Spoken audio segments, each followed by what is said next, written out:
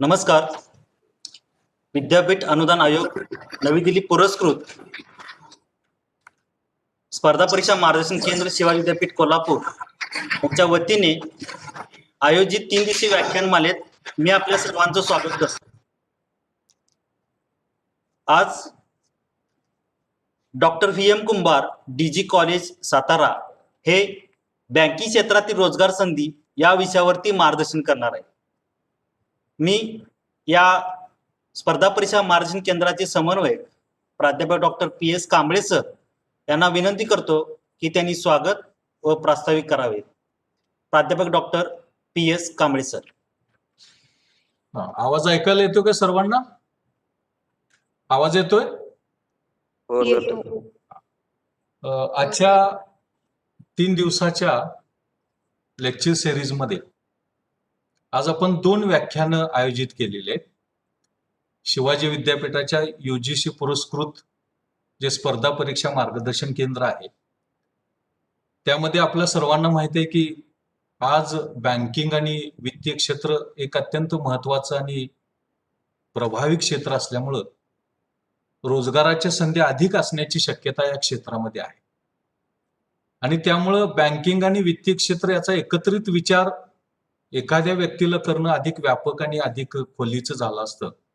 आणि त्यामुळं आम्ही असं विचार केला की बँकिंगच्या तज्ज्ञाचं मार्गदर्शन आपण बँकिंग क्षेत्रामधल्या रोजगार संधीच्या संदर्भामध्ये घ्यावं आणि वित्तीय क्षेत्रामधल्या रोजगार संधीचं मार्गदर्शन आपण त्या क्षेत्रामध्ये काम करणारे जे तज्ज्ञ आहेत त्यांचं घ्यावं अशा प्रकारचा विचार करून आज आपण मुद्दाम बँकिंग आणि वित्तीय क्षेत्रामधल्या रोजगार संधी या संदर्भामध्ये 2 तज्ज्ञांना आपण बोलवलेलं आहे.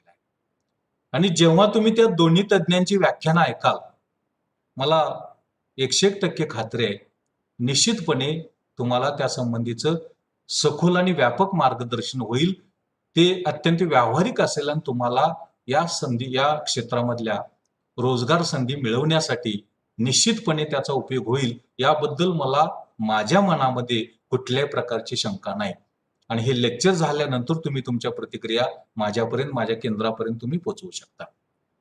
आता बँकिंग आणि वित्तीय क्षेत्र कुठल्या अर्थव्यवस्थेमध्ये अत्यंत महत्वाचं असतं आणि 91 नंतरच्या कालावधीमध्ये या क्षेत्राचं योगदान अत्यंत वेगानं वाढत चाललेलं आहे आणि त्यामुळं रोजगाराच्या संधी सुद्धा मोठ्या प्रमाणामध्ये वाढत जाण्याची शक्यता आहे. या पार्श्वभूमीवरती या स्पर्धा परीक्षा मार्गदर्शन केंद्राच्या वतीनं या विद्यापीठाचे कुलगुरू माननीय प्राध्यापक DN शिर्के सर, माननीय कुलगुरू, माननीय रजिस्ट्रार, वित्त आणि लेखा अधिकारी या सर्वांच्या सहकार्यातून त्यांच्या मदतीतून आपण एकूण 3 दिवसीय व्याख्यानमालेचं आयोजन केलेलं आहे. काल आपण कोल्हापूर जिल्हा परिषदेचे मुख्य कार्यकारी अधिकारी अमन मित्तल यांचं IAS साठीचं प्रिपरेशन कसं करावं आणि त्यांचा मुलाखतीचा अनुभव कसा होता याची सखोल आणि व्यापक चर्चा आणि अनेक प्रश्नांची चर्चा आपण या संदर्भामध्ये केलेली होती. आज आपण बँकिंग आणि वित्तीय क्षेत्र या संदर्भातल्या रोजगार संधी आणि त्यासाठी तयारी कशी करायला पाहिजे आणि त्या संबंधीचा अनुभव कसा असू शकतो या संबंधीचं सगळं मार्गदर्शन आज तुम्ही सगळेजण करणार आहात. आणि आत्ताचा जो सहभागी पार्टिसिपंटचा प्रतिसाद जर बघितला तर तो फार वेगानं वाढत असल्याचं चित्र हे तुम्हाला या संदर्भामध्ये दिसतं. आजच्या कार्यक्रमाचं स्वरूप असं असेल की 2 व्याख्यान असल्यामुळं पहिलं व्याख्यान डॉक्टर विजय कुंभार हे करतील, दुसरं व्याख्यान डॉक्टर ताटके म्हणून आहेत पुण्याहून ते करतील. साधारणतः 45-50 मिनिटं ते व्याख्यान देतील. दोघांचंही PPT प्रेझेंटेशन आहे आणि या दोहोंची चर्चा आपण या दोघांचं व्याख्यान झाल्यानंतर घेणार आहोत कारण बँकिंग आणि वित्तीय संस्था या संदर्भातलं ते दोघांची व्याख्यान असल्यामुळं ते 50 मिनिटाच्या 45 मिनिटं बोलतील. त्यांचं PPT प्रेझेंटेशन आहे आणि त्यावरचे जे तुमचे प्रश्न आहेत त्या संदर्भातल्या तुमच्या काही क्युरीज आहेत, काय मार्गदर्शन आहे ते तुम्ही चॅट बॉक्स मध्ये ते प्रश्न आम्हाला कळवा. ते प्रश्न आम्ही वक्त्यांपर्यंत पोहोचवू आणि त्या प्रश्नांची सखोल चर्चा, व्यापक चर्चा या दोघांची व्याख्यानं झाल्यानंतर आपल्याला करून घ्यायचे. आता आजचा जो पहिला वक्ता आहे तो पहिला वक्ता दोन्ही वक्ते अत्यंत तज्ज्ञ, अत्यंत गुणवान आहेत. आजच्या पहिल्या वक्त्याची जर आपण थोडक्यामध्ये माहिती करून घ्यायची झाली तर तो अत्यंत क्वालिफाईड असा तो वक्ता आहे. MA, PhD, MPhil, UGC, net, set आणि B.Ed सगळ्या पदव्या ज्याला अजून तो शिकतोय, एवढा तो अत्यंत कमिटेड अशा प्रकारचा तो वक्ता आहे. आज तुम्हाला सगळ्यांना माहिती आहे की आज सगळीकडे ऑटोनॉमी स्वायत्ततेचं वारं सगळीकडे व्हायला लागले. या विद्यापीठामध्ये पहिलं ऑटोनॉमस कॉलेज झालं, त्या कॉलेजमध्ये तो काम करतोय, DG कॉलेज सातारा. आणि त्या ऑटोनॉमस जर सगळं जर कोण बघत असेल तर तो डॉक्टर विजय कुंभार करतोय. आणि त्याचं एक पुस्तक पण आहे, ज्यांना कोणाला ऑटोनॉमससाठी जायचं असेल तर तुम्ही अवश्य जावा. माझ्या दृष्टीनं विजयची महत्वाची गोष्ट म्हणजे तो ऑटोनॉमीचं सगळं करतोच, पण एक कमिटेड टीचर, एक कमिटेड रिसर्चर. कारण त्या रिसर्चच्या पहिल्या दिवसापासून शेवटपर्यंत मी त्याचा साक्षीदार आहे आणि कुठल्या ना कुठल्या निमित्तानं मला त्याच्याशी काम करण्याचा फार जवळचा अनुभव आहे. आणि कमिटेड एक एक अत्यंत ऑनेस्ट, रिगरस, सिन्सिअर अशा प्रकारची ती व्यक्ती म्हणून मी त्याच्याकडे academic आणि रिसर्च व्यक्ती म्हणून मी त्याच्याकडे बघतो. आता आपण रिसर्चची गुणवत्ता मापत असताना आपण विचारतो की बाबा तुझं सायटेशन काय, तुझं एच इंडेक्स काय, तुझं आयटेन इंडेक्स काय. माझं एक अशी एक धारणा आहे, बऱ्याच लोकांना या संकल्पना सुद्धा माहीत नसतील, पण या संकल्पनेच्या पुढे गेलेला आजचा तो वक्ता आणि तो रिसर्चर आहे. त्याच्या अनेक सायटेशन्स आहेत गुगल स्कॉलरवर, त्याच्या अनेक एच इंडेक्स आहेत आणि त्याचा आयटेन इंडेक्स पण म्हणजे आपल्याला विचार करायला लावणार आहे. हे मला अत्यंत प्रामाणिकपणे तुमच्या पुढे नमूद करावं असं वाटतं. या पहिल्या वक्त्याची महत्वाची ओळख म्हणजे बँकिंग मधला तो तज्ञ आहे. बँकाचं जे स्पेशलायझेशन आणि डायव्हर्सिफिकेशन त्यानं त्याच्या कॉलेजमध्ये जे केलेलं आहे, ते कॉमर्सच्या कुठल्याही कॉलेजमध्ये मला ते बघायला मिळालं नाही आणि मिळण्याची शक्यता मला अजिबात दिसत नाही. याबरोबर तो स्पर्धा परीक्षा बँकिंग मधलं मार्गदर्शन केंद्र चालवतो. जे कोण फेसबुक वापरत असतील, जे कोण व्हॉट्सअप वापरत असतील, तर कमी अधिक फरकानं आठवड्याला, महिन्याला DG कॉलेज मधला हा विद्यार्थी SBI मध्ये सिलेक्ट झाला, या बँक ऑफ इंडियामध्ये सिलेक्ट झाला, अशा बातम्या, अशा न्यूज तुम्हाला फेसबुकवरती, व्हॉट्सअपवरती बघायला मिळतात. आणि त्याचं श्रेय आहे महाविद्यालयाचं आहेच, पण त्या पाठीमागचा खरा जो कोण ऍक्टर आहे तो डॉक्टर विजय कुंभार आहे. आणि म्हणून मला असं वाटलं की बँकिंगवरचं जर मार्गदर्शन कोणाचं घ्यायचं असेल तर विजयशिवाय मला दुसरा कुठला पर्याय नाही किंवा मी कुठला विचारही करू शकलो नाही, करण्याची शक्यताच नाही. आणि म्हणून आजचा जो वक्ता आहे तो अत्यंत मार्गदर्शक, अत्यंत वेल इक्विप्ड, नॉलेजेबल, रिसर्च ओरिएंटेड आणि प्रॅक्टिकल या सगळ्या गोष्टी विजयच्या बाबतीमध्ये तुम्हाला ऐकायला मिळतील. फार प्रस्तावना करण्यामध्ये मी वेळ घालवणं बरोबर होणार नाही. तर विजयला मी त्याचं व्याख्यान देण्यासाठी निमंत्रित करतो आणि त्याने बँकिंगवरती मार्गदर्शन करावं, रोजगाराच्या संधी आणि कशा आपल्याला ते मिळवता येतील. साधारण 50 मिनिटापर्यंत त्याचं व्याख्यान होईल. त्यानंतर दुसरं व्याख्यान होईल आणि दोघांच्या प्रश्नांची चर्चा व्याख्यान झाल्यानंतर होईल. सर्व सहभागी पार्टिसिपंट्सना माझं असं निवेदन असेल की त्यांनी त्यांचे प्रश्न हे चॅटबॉक्समध्ये विचारावे, कारण सगळ्यांचे माईक आणि व्हिडिओ म्यूट असल्यामुळं स्वतः विचारण्याची संधी उपलब्ध होणार नाही, कारण त्या वक्त्याला आणि आम्हाला संयोजकाला फार त्याचा डिस्टर्ब होतो.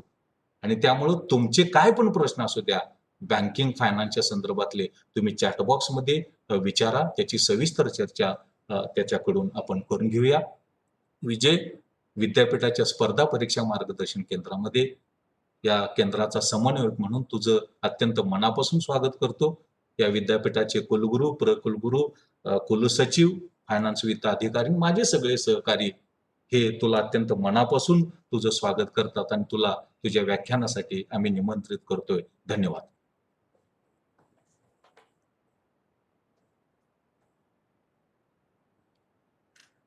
धन्यवाद सर. कुंभार सर, आपण आपलं सादरीकरण करावं. Thank you sir.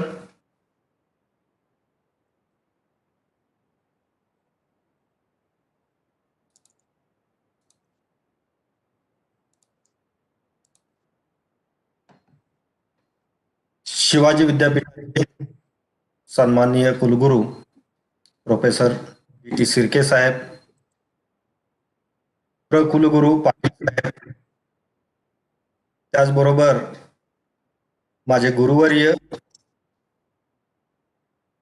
Professor PS Kamble sir, त्याचबरोबर या केंद्राच्या वतीनं कामकाज करणारे सर्व सहकारी विद्यार्थी मित्र, खरं तर माझा हा खूप मोठा सन्मान आहे ज्या विद्यापीठामध्ये ज्या डिपार्टमेंटमध्ये मी माझं पोस्ट ग्रॅज्युएशन PhD ज्या पदव्या मी पूर्ण केल्या त्याहीपेक्षा ज्या विभागातील शिक्षकांनी संशोधक होण्यासाठी करून पुढे जायला शिकवलं की ज्यामध्ये विशेषत्वाने मला प्रोफेसर कांबळे साहेबांचा उल्लेख करावा लागेल. त्याचबरोबर इतर सर्व मार्गदर्शक याच त्या ठिकाणी माझ्याकडे जे काही त्या ठिकाणी थोडंफार नॉलेज आहे ते नॉलेज विद्यापीठ परिक्षेत्रातील सर्व विद्यार्थ्यांना उपलब्ध करून देण्याची आज ही संधी मला उपलब्ध करून दिली त्याबद्दल सर्वप्रथम मी विद्यापीठ प्रशासनाचे विशेषतः या केंद्राचे समन्वयक प्रोफेसर कांबळे सर आणि त्यांचे सर्व सहकारी यांना मनपूर्वक धन्यवाद देतो. कांबळे सरांनी माझं खूप सारं कौतुक केलं. त्याचं महत्वाचं कारण म्हणजे सरांचा मी विद्यार्थी आहे. सरांच्या मार्गदर्शनाखाली खूप मोठं काम करण्याची संधी आम्हाला त्या ठिकाणी मिळाली. नेहमीच त्यांचं मार्गदर्शन आमच्या महाविद्यालयातील ऑटोनॉमीच्या अनुषंगाने असेल, त्याचबरोबर इतर विद्यापीठाच्या वेगवेगळ्या प्रक्रिया असतील या प्रक्रियेच्या अनुषंगाने सातत्याने साहेबांचं मार्गदर्शन आम्हाला प्राप्त होत असतं. विद्यार्थी मित्रो, आजचा जो एक महत्वाचा जो विषय आहे की ज्या विषयावरती आज आपण बोलणार आहोत तो म्हणजे आपल्या सर्वांच्याच दृष्टिकोनातून एक महत्वाचा प्रश्न आहे. त्याचं सर्वात महत्वाचं कारण म्हणजे कोविडच्या पूर्वीची परिस्थिती आणि कोविडच्या नंतरची किंवा जी सध्याची वर्तमान परिस्थिती आहे या परिस्थितीचा विचार करता आज सर्व युवकांच्या समोर अनेक वेगवेगळ्या प्रकारचे जे प्रश्न आहेत त्यामधला सर्वात महत्वाचा आणि गंभीर प्रश्न म्हणजे रोजगार आणि स्वयंरोजगाराचा आहे. अर्थात हा प्रश्न कोविडच्या पूर्वी होता का? निश्चितपणे होता. परंतु कोविडच्या नंतर हा प्रश्न जो आहे की त्याची तीव्रता अधिक गंभीर झाली.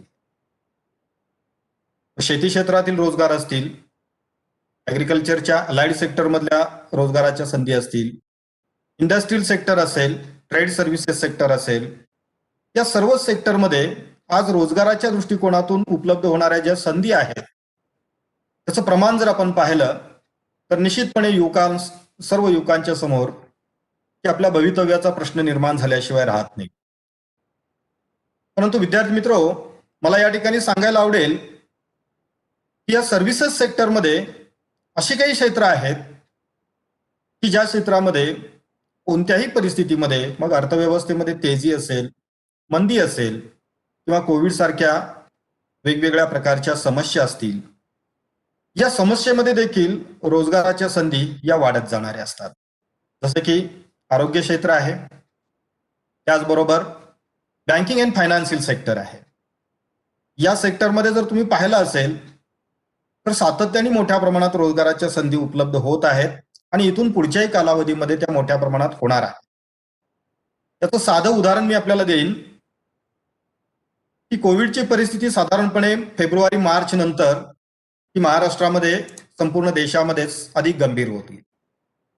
परंतु याही कालावधीमध्ये जर तुम्ही एम्प्लॉयमेंट न्यूज पाहिला असेल, वेगवेगळ्या रिक्रुटमेंटच्या ऍडव्हर्टाइजमेंट पाहिलेल्या असतील तर आपल्या लक्षात आलं असेल स्टेट बँक ऑफ इंडिया 10,000 लोकांची नोकर भरती करते.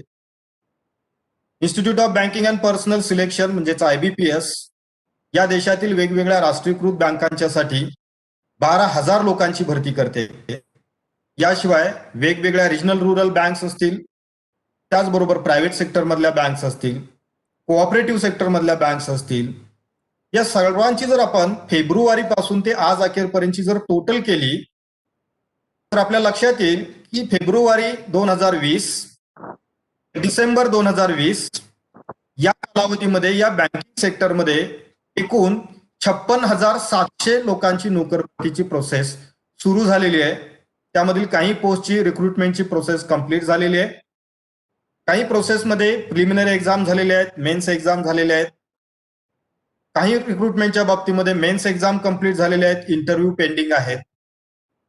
परंतु याच कालावधीमध्ये जर आपण इंडस्ट्रियल सेक्टर पाहिलं त्याचबरोबर वेगवेगळ्या प्रकारच्या सिव्हिल सर्व्हिसेस मधल्या रिक्रुटमेंट पाहिल्या, मग ती एमपीएससी असेल, यूपीएससी असेल, याच्याशी जर तुम्ही कम्पेअर केलं तर तुमच्या लक्षात येईल की या सर्व प्रक्रिया बऱ्यापैकी थांबलेल्या आहेत. एक्सेप्ट आरोग्य सेक्टर आपण पाहिलं तर त्याच्यामधल्या रिक्रुटमेंट सुरू आहेत. परंतु या एमपीएससी, यूपीएससी, स्टाफ सिलेक्शन यासारख्या संपूर्ण प्रक्रियेमध्ये ब्रेक आलेला आहे, ब्रेक लागलेला आहे. मग असं काय आहे की या बँकिंग सेक्टरमध्ये, बँकिंग सेक्टरची आणि फायनान्शियल सेक्टरची एक खासियत आहे.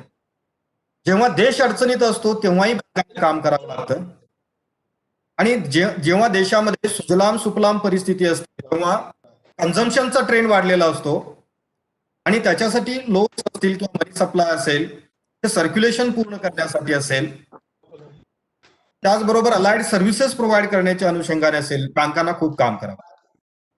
आणि याचाच परिणाम म्हणून बँकिंग सेक्टर हे दोन्ही प्रकारच्या परिस्थितीमध्ये खूप झपाट्याने ग्रो होत असतं.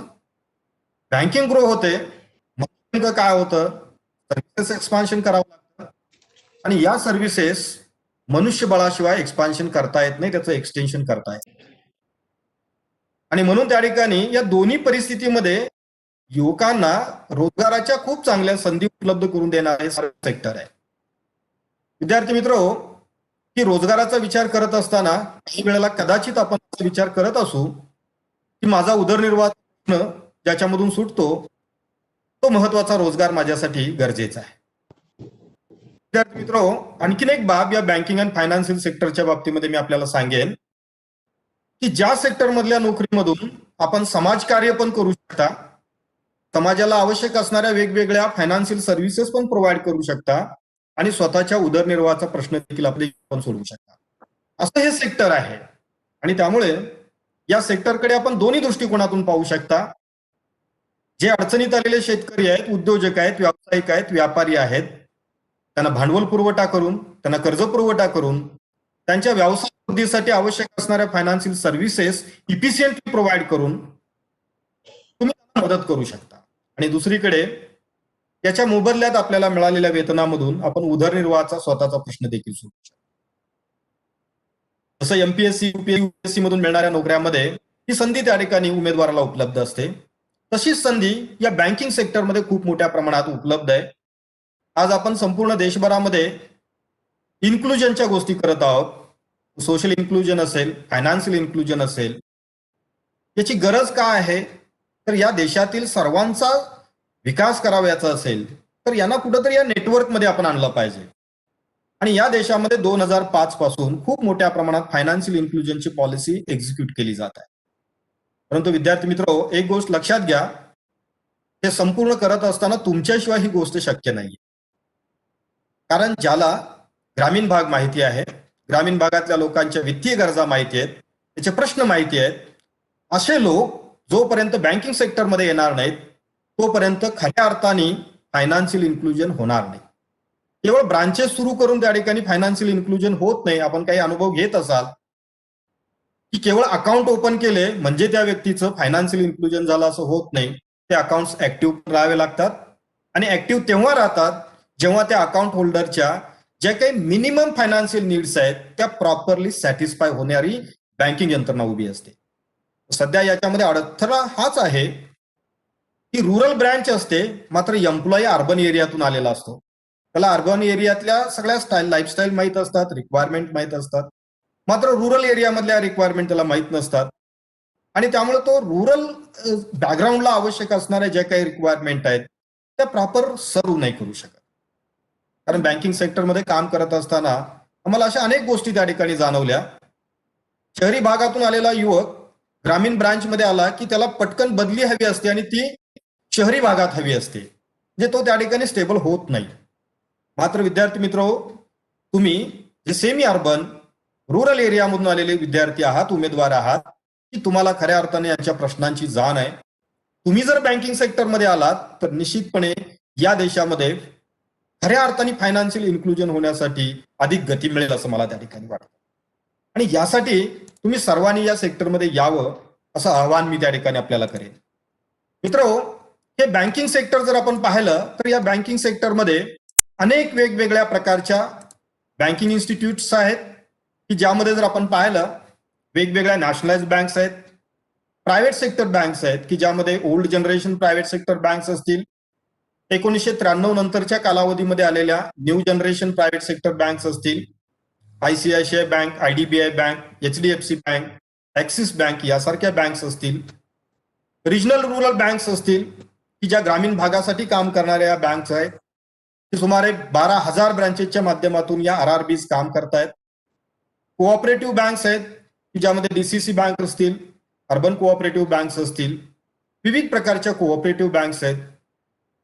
या देशामध्ये फायनान्शियल सेक्टर मधल्या ज्या रेग्युलेटरी अथॉरिटीज आहेत की ज्यामध्ये रिझर्व्ह बँक ऑफ इंडिया आहे, नाबार्ड आहे, IRD आहे, insurance regulatory and development authority, securities board of India आहे, त्याचबरोबर नॅशनल हाऊसिंग बँक आहे, एक्झिम बँक आहे, CDB आहे, IDBI आहे, वेगवेगळ्या फॉरेन बँक्स आहेत.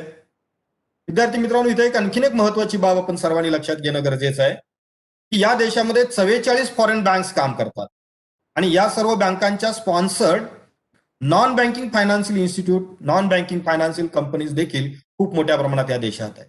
इथे एक गोष्ट लक्षात घ्या की या फॉरेन बँक्स, त्यांच्या ब्रांचेस, या फॉरेन बँक्सनी स्पॉन्सर केलेल्या NBFC आणि NBFI यांच्या अनेक ब्रांचेस, ऑफिसेस या देशामध्ये आहेत. या बँक्स त्यांच्या देशातून येताना ह्युमन रिसोर्स घेऊन येत नाही. काही जुजबी प्रमाणात ह्युमन रिसोर्स हा त्यांच्या देशातील असतो.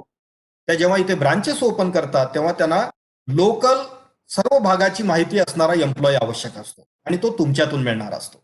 आणि म्हणून या फॉरेन बँक्स ज्या आहेत त्या देखील तुमच्यासाठी रोजगाराच्या संधी उपलब्ध करून देणारं एक महत्वाचं केंद्र आहे, संस्था आहे. कारण असा प्रयोग आम्ही 2 वर्षापूर्वी केला आणि आम्हाला त्याच्यामध्ये यश आलं की आमच्या महाविद्यालयाचे अनेक विद्यार्थी या फॉरेन बँक्समध्ये देखील काम करतायत. ही आमच्यासाठी अभिमानाची गोष्ट आहे. कदाचित या विद्यार्थ्यांना असं वाटत असेल की आम्ही ग्रामीण भागातून आहोत, मग या फॉरेन बँक्समध्ये आम्हाला रोजगाराची संधी मिळेल काय? मी खात्रीपूर्वक आपल्याला सांगतो की आपण जर सिस्टमॅटिकली या कॉम्पिटिटिव्ह एक्झामचा अभ्यास केला तर आपण देशातल्या पब्लिक सेक्टर आणि प्रायव्हेट सेक्टर बँक्समध्ये तर नोकरी मिळवू शकालच, परंतु या देशामध्ये काम करणाऱ्या फॉरेन बँक्समध्ये देखील तुम्हाला खूप चांगल्या नोकऱ्या उपलब्ध आहेत आणि ते तुमचे वेटिंग करत आहेत. मात्र आपण त्याच्याकडे जाण्याची आवश्यकता आहे. या देशामध्ये नव्याने सुरू झालेल्या पेमेंट बँक्स आहेत, स्मॉल फायनान्स बँक्स आहेत, LIC आणि GIC यासारख्या वेगवेगळ्या इन्शुरन्स कंपनीज आहेत. हे तुमच्यासाठीचं रोजगाराचं खूप मोठं केंद्र आहे.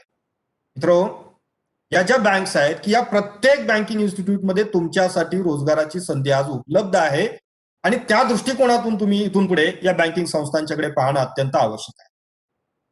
तर सर्वात महत्वाचा भाग म्हणजे या सेक्टरमध्ये ज्या रिक्रुटमेंट केल्या जात असतात की या रिक्रुटमेंटमध्ये सर्वसाधारणपणे 3 वेगवेगळ्या प्रकारचे ट्रॅक असतात.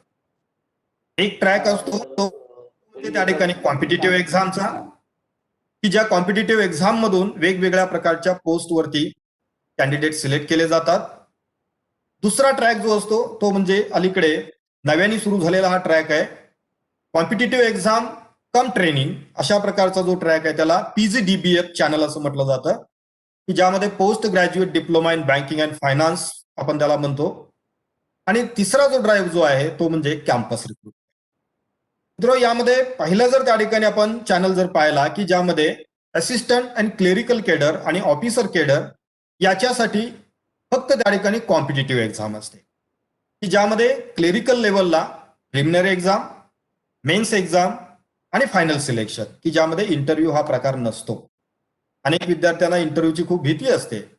मित्र, मी आपल्याला सांगेन की ज्यांना IBPSच्या माध्यमातून बँकिंग सेक्टरमध्ये क्लेरिकल किंवा इक्विलंट असणाऱ्या असिस्टंट केडरमध्ये जावयाचं आहे की त्यांनी केवळ प्रिलिमिनरी एक्झाम आणि मेन्स एक्झामची तयारी करणं अपेक्षित आहे.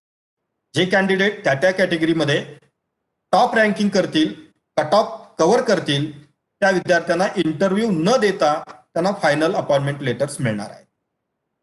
ऑफिसर केडरसाठी मात्र प्रिलिमिनरी एक्झाम, मेन्स एक्झाम आणि त्यानंतर इंटरव्ह्यू असे 3 स्टेजेस त्याच्यामध्ये असतात. अर्थात त्यावरती आपण तपशीलवार बोलणार आहोत. तिसरा जो प्रकार आहे तो म्हणजे post graduate diploma in banking and finance. अलीकडे हा नवीन ट्रेंड प्रायव्हेट बँकांनी सुरू केला, आता तो पब्लिक सेक्टर बँकांच्या मध्ये देखील सुरू झालेला आहे, की ज्यामध्ये प्रिलिमिनरी एक्झाम घेतली जाते, कॅन्डिडेटचा इंटरव्ह्यू घेतला जातो, इंटरव्ह्यू मध्ये त्याला सिलेक्ट केलं जातं आणि त्यानंतर त्यांना या देशातल्या वेगवेगळ्या प्रायव्हेट युनिव्हर्सिटीज, वेगवेगळ्या ट्रेनिंग इन्स्टिट्यूटमध्ये 9 महिने कालावधीचा post graduate diploma in banking and finance हा कोर्स करण्यासाठी डेप्यूट केलं जातं. मी म्हणतो डेप्यूट केलं जातं. जे बँकेच्या वतीनं तुम्हाला त्या ठिकाणी तिकडे पाठवलं जातं. त्याची सर्वसाधारणपणे फी असते 3.5 लाख रुपये. ही फी भरण्याकरिता विद्यार्थी मित्र आपल्याला 2 पर्याय असतात. एक म्हणजे तुम्ही स्वतः ही फी भरू शकता किंवा दुसरा पर्याय दिला जातो, ज्या बँकेने तुम्हाला या कोर्ससाठी पाठवलेला आहे ती बँक तुम्हाला एज्युकेशन लोन देते आणि त्या लोन मधून तुमची फी भरली जाते. कोर्स कंप्लीट झाल्यानंतर तुमचा पगार सुरू होतो, तेव्हा तुमच्या पगारामधून एज्युकेशन लोनचे इन्स्टॉलमेंट्स हे वसूल केले जातात आणि संपूर्ण रक्कम पे केल्यानंतर 5 वर्षे जर आपण या बँकेबरोबर काम केलं तर तुम्ही भरलेलं मुद्दल आणि तुम्ही भरलेली व्याजाची रक्कम ही तुम्हाला लॉयल्टी बोनस म्हणून रिफंड केली जाते. परंतु त्यासाठी बँकांच्या टर्म्स अँड कंडिशन्स असतात. किमान त्या बँकेबरोबर तुम्ही 5 वर्षे काम केलं पाहिजे ही अट असते. काही बँका फक्त मुद्दल परत देतात लॉयल्टी बोनस म्हणून, काही बँका मुद्दल आणि व्याज देखील रिफंड करतात. अर्थात त्या त्या बँकांची ती स्ट्रॅटेजी आणि पॉलिसी असते. हा कोर्स कंप्लीट केल्यानंतर की आपल्याला ब्रांचमध्ये ऑफिसर या केडरवरती अपॉइंटमेंट मिळत असते. अर्थात हा कोर्स करत असताना देखील तुम्हाला स्टायपेंड देण्याची व्यवस्था याच्यामध्ये असते. हा झाला दुसरा चॅनल. तिसरा जो चॅनल आहे की जो बऱ्यापैकी सर्वांना परिचित आहे, वेगवेगळ्या private banks, school, colleges, training इन्स्टिट्यूटमध्ये जातात आणि कॅम्पस त्या ठिकाणी कंडक्ट करतात आणि तिथून त्यांची रिक्रुटमेंट करत असतात. काही बँका स्क्रीनिंग टेस्ट घेतात, त्याचबरोबर इंटरव्ह्यू घेतात. काही बँका फक्त इंटरव्ह्यू घेतात आणि त्याच्यातून सिलेक्शन्स करत असतात. अर्थात त्या त्या प्रायव्हेट बँकांच्या वेगवेगळ्या स्ट्रॅटेजी, जनरली त्या ठिकाणी प्रायव्हेट सेक्टर बँक्स अशा प्रकारच्या कॅम्पस ड्राईव्हच्या माध्यमातून रिक्रुटमेंट करतात. कारण राष्ट्रीयकृत बँका ह्या केवळ IBPSच्या माध्यमातूनच रिक्रुटमेंट करतात. तर हे सर्वसाधारणपणे रिक्रुटमेंटच्या प्रोसेस आहेत की ज्याच्या माध्यमातून बँकिंग सेक्टरमधल्या रोजगार संधी आपल्याला मिळवता येऊ शकतात. तर सर्वात महत्वाचा भाग मित्र असा आहे की यामधला ऑप्शन नंबर 1 आपण त्या ठिकाणी सर्वप्रथम पाहणार आहोत की ज्यांना कॉम्पिटिटिव्ह एक्झामिनेशनच्या माध्यमातून बँकिंग सेक्टरमध्ये एंट्री करावयाची आहे त्यांच्याकरिता या बँकिंग सेक्टरमध्ये जाण्यासाठी 3 वेगवेगळ्या प्रकारच्या पोस्ट आहेत. एक प्रकार जो असतो तो क्लेरिकल किंवा असिस्टंट. अलीकडे त्या ठिकाणी बँकिंग सेक्टरमध्ये क्लर्क असं न म्हणता त्याला assistant, IBPS assistant, SBI associate, SBI assistant असं त्या ठिकाणी नॉमिनिक्लेचर त्या पोस्टचं चेंज केलेलं आहे. आणि त्याच्यामुळे थोडंसं आपल्याला त्या पोस्टबद्दल थोडीशी एक वेगळ्या फिलिंग्स याव्यात ही त्या पाठीमागची अपेक्षा आहे. अर्थात ती क्लेरिकल लेवलचीच पोस्ट असते. यामध्ये IBPS या देशातील सर्व राष्ट्रीयकृत बँकांच्यासाठी जी क्लर्क भरतीची परीक्षा घेते त्याला IBPS क्लर्क असं म्हटलं जातं. स्टेट बँक ऑफ इंडिया स्वतंत्रपणे या लेवलच्या परीक्षा घेते. त्यामध्ये 2 प्रकारच्या परीक्षा असतात. SBI junior associate generalist, SBI junior agriculture associate, RRB म्हणजे regional rural bank office assistant. या सर्व त्या ठिकाणी क्लेरिकल आणि असिस्टंट केडरच्या परीक्षा आहेत. LIC म्हणजे लाईफ इन्शुरन्स कॉर्पोरेशन ऑफ इंडियामध्ये असिस्टंट भरती असते. जनरल इन्शुरन्स कॉर्पोरेशनमध्ये असिस्टंट भरती असते. रिझर्व्ह बँक ऑफ इंडियामध्ये असिस्टंटची भरतीची परीक्षा दरवर्षी त्या ठिकाणी होते. त्याचबरोबर सेबी असेल, नाबार्ड असेल. गेल्या वर्षीपासून reserve bank of India attendant पदासाठी देखील कॉम्पिटिटिव्ह एक्झाम घेऊ लागलेली आहे. जे दुसऱ्यांदा याची परीक्षा त्या ठिकाणी यावर्षी होत आहे. RBI अटेंडंट, RBI असिस्टंट पूर्वी होती, मात्र ही नव्याने सुरू झालेली एक्झाम आहे RBI अटेंडंट. म्हणजे ऑफिस मदतनीस जो आहे की त्याच्यासाठी सुद्धा reserve bank of India competitive exam घेते आणि ती IBPSच्या माध्यमातून कंडक्ट केली जात असते. तर हे सर्वसाधारणपणे क्लेरिकल केडरच्या पोस्ट आहेत. दुसरा प्रकार जर आपण पाहिला तर त्यामध्ये ऑफिसर केडर की ज्यामध्ये सर्वसाधारणपणे आपल्याला assistant manager, probationary officer, management training, officer scale 1 या केडरमध्ये आपली अपॉइंटमेंट त्या ठिकाणी होत असते. यामध्ये बँकिंग सेक्टरमध्ये 3 वेगवेगळे नॉमिनिक्लेचर त्यासाठी आहेत. प्रोबेशनरी ऑफिसर त्याला PO आपण म्हणतो. त्यालाच इक्विलेंट असणारी दुसरी पोस्ट म्हणजे मॅनेजमेंट ट्रेनिंग. रिजनल रुरल बँकांच्या मध्ये ऑफिसर स्केल 1 असं त्याला म्हटलं जातं. LIC आणि GIC मध्ये त्याला असिस्टंट ऍडमिनिस्ट्रेटिव्ह ऑफिसर असं म्हटलं जातं, AAO, की जी LIC मध्ये असते आणि GIC मध्ये पण ही पोस्ट असते. नाबार्ड मध्ये ऑफिसरची रिक्रुटमेंट होत असते. रिझर्व्ह बँकेमध्ये त्याला ऑफिसर ग्रेड B असं म्हटलं जातं. त्यामध्ये मग economic and policy analysis department असेल, स्टॅटिस्टिकल डिपार्टमेंट असेल, इन्फॉर्मेशन टेक्नॉलॉजी डिपार्टमेंट असेल, लॉ डिपार्टमेंट असेल, त्या वेगवेगळ्या डिपार्टमेंटनुसार त्या ठिकाणी रिक्रुटमेंट असते. इथे एक रिसर्च ऑफिसरची देखील पोस्ट असते. एमपीला आणि पीएचडीच्या विद्यार्थ्यांना रिझर्व्ह बँकेमध्ये जाण्याची ही खूप मोठी संधी असते. या सर्व वेगवेगळ्या इन्स्टिट्यूट मधल्या या ऑफिसर केडरच्या पोस्ट आहेत. ज्या कॅन्डिडेटकडे स्पेशल डिग्री आहे अशा कॅन्डिडेट करिता आणखीन एक वेगळा पर्याय याच्यामध्ये आपल्याला दिसेल आणि तो म्हणजे स्पेशालिस्ट ऑफिसर्स.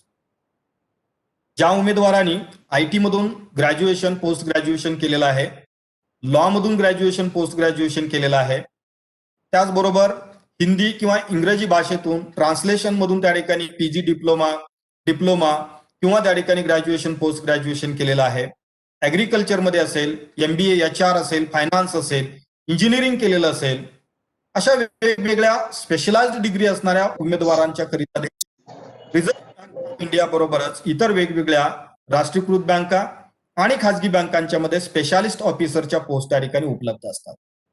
तर हे सर्वसाधारणपणे या बँकिंग सेक्टरमधल्या कॉम्पिटेटिव्ह एक्झामद्वारे की जिथे तुम्हाला त्या ठिकाणी पोहोचता येऊ शकतं, या वेगवेगळ्या पोस्ट असल्याचे आपणास दिसून येईल.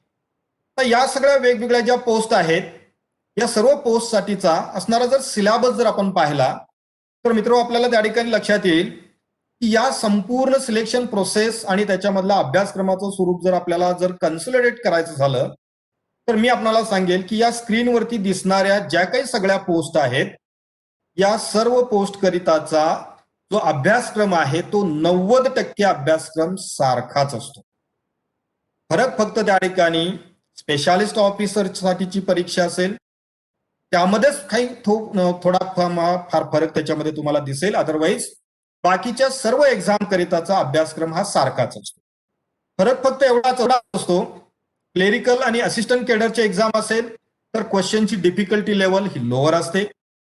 ऑफिसर केडरचे एक्झाम असेल तर क्वेश्चनची डिफिकल्टी लेवल ही हायर असते.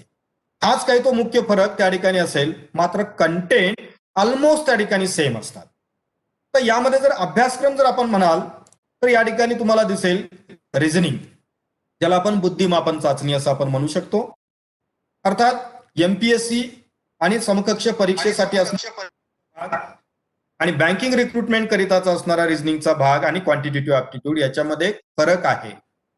बऱ्याच वेळेला विद्यार्थी ऍट ए टाइम एमपीएससी ची तयारी करतात आणि आयबीपीएस ची तयारी करतात, तर या विद्यार्थ्यांना खूप मोठं कन्फ्युजन होतं. त्याचं कारण असं आहे, नेचर ऑफ क्वेश्चन डिफरंट आहे, प्रॉब्लेमचं नेचर त्या ठिकाणी डिफरंट आहे, कंटेंट देखील डिफरंट आहे आणि त्यामुळं हे कन्फ्युजन त्या ठिकाणी होण्याची शक्यता असते. मात्र जर आपण युपीएससीची एक्झाम आणि आयबीपीएसची एक्झाम कम्पेअर केली तर बऱ्यापैकी त्याच्यामध्ये समानता असते. तर यामध्ये तुम्हाला पाहायला मिळेल की रिझनिंग मध्ये सिटिंग अरेंजमेंट आहे, inequalities, test of direction, coding decoding, puzzle test यासारख्या अनेक वेगवेगळ्या ज्या बाबी आहेत की ज्या रिझनिंग या सब्जेक्टमध्ये त्याचा समावेश होतो.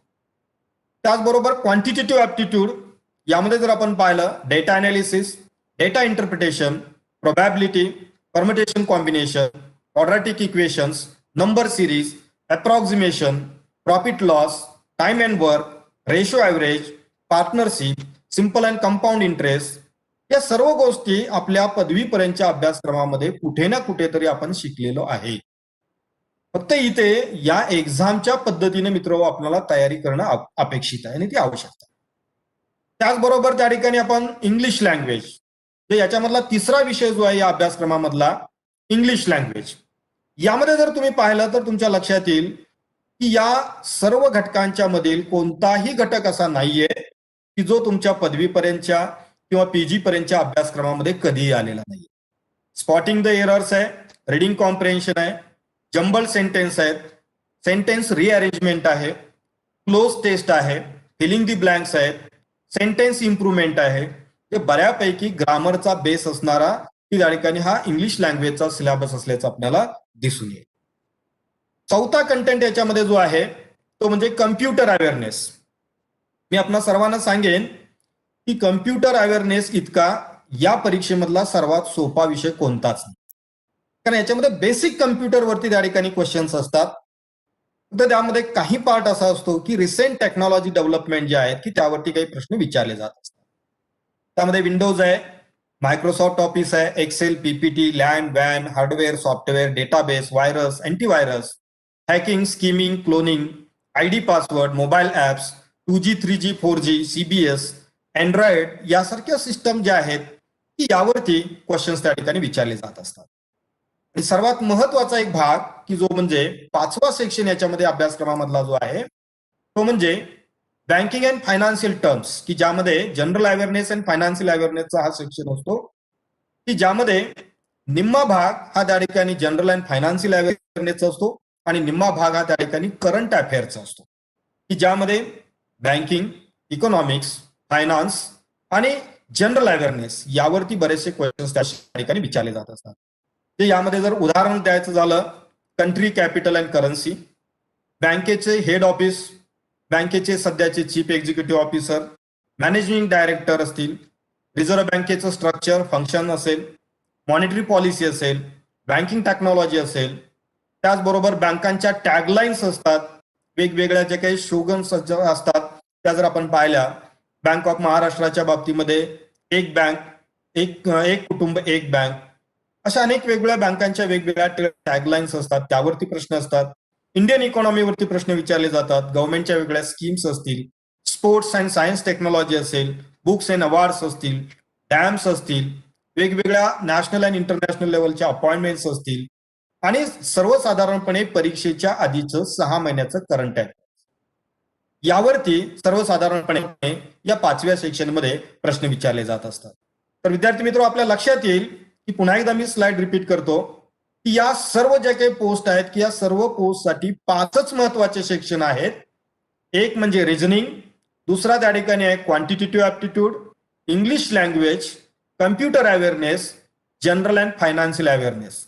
याचा जर आपण परिपूर्ण अभ्यास केला तर मी आपल्याला खात्रीपूर्वक सांगेन की वर्षभरात किमान या बँकिंग अँड फायनान्शियल सेक्टर मधल्या 12 एक्झाम आपण वेगळा कोणताही अभ्यास न करता देऊ शकता आणि किमान वर्षभरामध्ये 20 वेगवेगळ्या प्रकारच्या रिक्रुटमेंटच्या ऍडव्हर्टाइजमेंट या येतातच की ज्यासाठी यापेक्षा वेगळा कोणताही अभ्यासक्रम नसतो, इन्क्लुडिंग रिझर्व्ह बँकेमधल्या रिक्रुटमेंट. आता यामध्ये फक्त फरक जो आहे की मी मगाशी आपल्याला म्हणालो की त्या पोस्टनुसार याच्यामध्ये थोडंफार व्हेरिएशन त्याच्यामध्ये असतं. फॉर एक्झाम्पल, जर आपण या ठिकाणी स्क्रीनवरती पाहिलं तर आपल्याला दिसेल की ज्या क्लेरिकल आणि असिस्टंट केडरच्या एक्झाम्स असतात, या एक्झामचा जर त्या ठिकाणी प्रिलिमिनरी एक्झाम आणि मेन्स एक्झामचा अभ्यासक्रम जर आपण पाहिला तर आपल्या लक्षात येईल की प्रिलिमिनरी एक्झामसाठी 3च त्या ठिकाणी विषय आहेत. एक म्हणजे इंग्लिश लँग्वेज, दुसरा न्यूमरिकल ॲबिलिटी, तिसरा आहे रिझनिंग ॲबिलिटी, की ज्यामध्ये 30, 35, 35 असा 100 मार्काचा क्वेश्चन पेपर असतो आणि याकरिता 1 तासाचा कालावधी असतो. तर इथे आणखीन एक बाब विद्यार्थी मित्र समजून घ्या, या सर्व परीक्षा या केवळ 2च माध्यमातून असतात, एक म्हणजे हिंदी आणि दुसरं इंग्लिश. रिजनल रुरल बँकांच्या, प्रादेशिक ग्रामीण विकास बँकांच्या ज्या असिस्टंट केडरच्या भरती परीक्षा आहेत त्याच्यासाठी मराठी हा पर्याय उपलब्ध आहे. परंतु काही विद्यार्थ्यांच्या मध्ये गैरसमज असा आहे की RRBच्या सर्व परीक्षा मराठीतून देता येतात, तर तो साफ चुकीचा आहे, हे लक्षात घ्या. RRBची फक्त असिस्टंट केडरची म्हणजे ऑफिस असिस्टंट मल्टीपर्पज या केडरची जी एक्झाम आहे तीच एक्झाम तुम्ही मराठीतून देऊ शकता, इंग्लिश लँग्वेजचा सेक्शन वगळता. मात्र RRB मधल्या देखील सर्व परीक्षा तुम्हाला हिंदी आणि इंग्लिश या 2च भाषेमध्ये तुम्हाला द्याव्या लागतात. मग ती प्रायव्हेट बँकेची भरती परीक्षा असू देत किंवा राष्ट्रीयकृत बँकेची भरती परीक्षा असू देत किंवा रिझर्व्ह बँकेची असू देत. आणि त्यासाठी बहुतांश परीक्षांच्या मध्ये प्रिलिमिनरी एक्झामचं स्ट्रक्चर हेच तुम्हाला दिसेल की जे तुम्ही आता स्क्रीनवरती पाहता. काहीही याच्यामध्ये फरक नसतो. RBI असिस्टंटची परीक्षा असेल ती देखील याच पद्धतीने असते, 1 तासाचा कालावधी असतो. सर्व त्या ठिकाणी मल्टिपल चॉईस क्वेश्चन्स असतात. मात्र इथे सर्वात महत्वाचा एक फरक असतो, तो लक्षात घ्या. MPSC आणि UPSCच्या सर्व स्पर्धा परीक्षांच्या मध्ये प्रश्नासाठी दिलेले उत्तराचे पर्याय हे 4 असतात. मात्र IBPSच्या सर्व परीक्षेमध्ये उत्तराचे पर्याय जे आहेत ते 5 असतात. म्हणजे इथे उत्तराचे पर्याय तुम्हाला 5 दिलेले असतील, त्यामधून योग्य पर्याय तुम्हाला निवडावयाचा असतो आणि त्यासाठी तुम्हाला या 100 मार्काच्या क्वेश्चन पेपर करिता वेळ दिलेला आहे 1 तास. या 1 तासाच्या कालावधीमध्ये आपण ही परीक्षा पूर्ण करणं आवश्यक आहे. तर हे झाले प्रिलिमिनरी एक्झाम. आता याच्यामधून तुम्हाला मेन्स एक्झामला जायचं असेल तर या तिन्ही विषयामधला किमान कट ऑफ आपल्याला कव्हर करणं आवश्यक आहे. जे कॅन्डिडेट या तिन्ही विषयामधला कट ऑफ पास करतील, त्या कॅटेगरीमधला कट ऑफ कव्हर करतील, ते कॅन्डिडेट मेन्स एक्झामला त्या ठिकाणी अपियर होऊ शकतात. आता या मेन्स एक्झामचं जर स्वरूप तुम्ही पाहिलं तर तुमच्या लक्षात येईल, इथे पहिला सेक्शन आहे जनरल अँड फायनान्शियल अवेअरनेस, दुसरा सेक्शन आहे जनरल इंग्लिश, तिसरा सेक्शन तुम्हाला इथं दिसेल reasoning ability and computer aptitude, आणि चौथा सेक्शन दिसेल क्वांटिटेटिव्ह ॲप्टिट्यूड.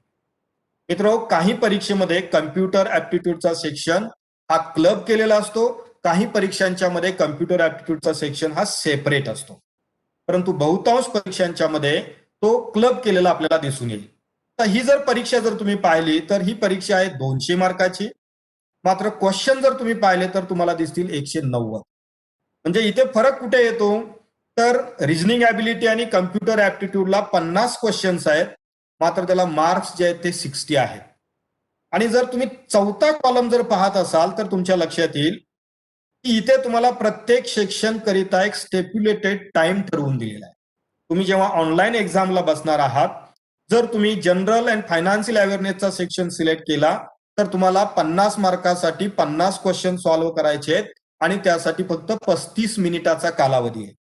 एखाद्या विद्यार्थ्यांनी 20च मिनिटामध्ये 50 क्वेश्चन सोडवले तर त्याला पुढच्या सेक्शनला जम्प होता येत नाही. पुन्हा एकदा मी रिपीट करतो, तुम्ही प्रश्न खूप लवकर सोडवलेत, फास्ट सोडवलेत आणि टाइम सेव्ह करून तुम्ही दुसऱ्या सेक्शनसाठी वापरू शकत नाही.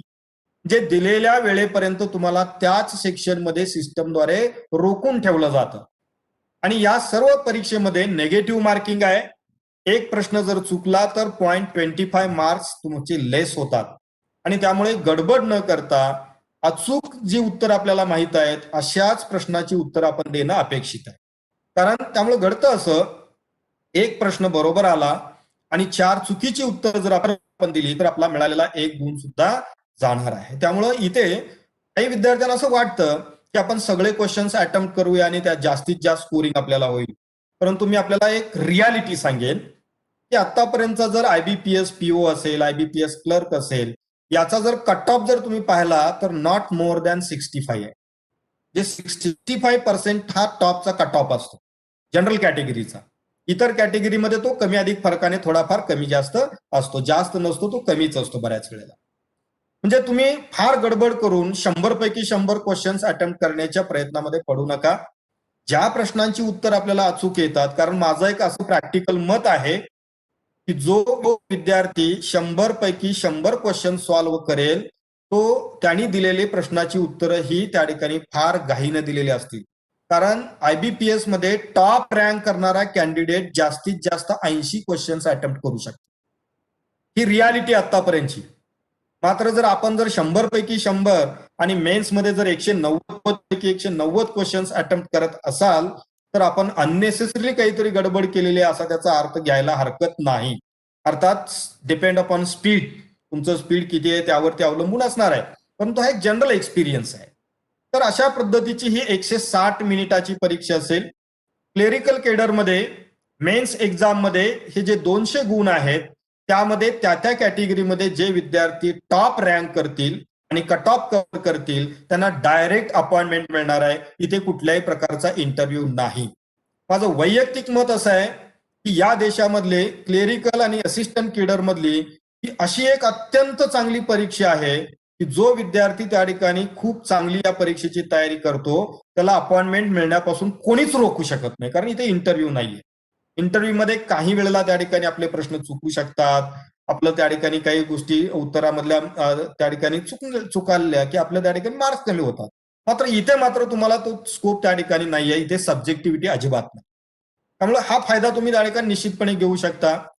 ज्या विद्यार्थ्यांना ऑफिसर केडरला जाणं शक्य नाही असे विद्यार्थी की त्या ठिकाणी बँकिंग मध्ये एंट्री करायची असेल तर तुम्हाला हा एक चांगला मार्ग आहे. तुम्ही आत एंट्री करा, तुम्हाला इंटरनल प्रमोशनद्वारे ऑफिसर केडर पर्यंत पोहोचता येईल.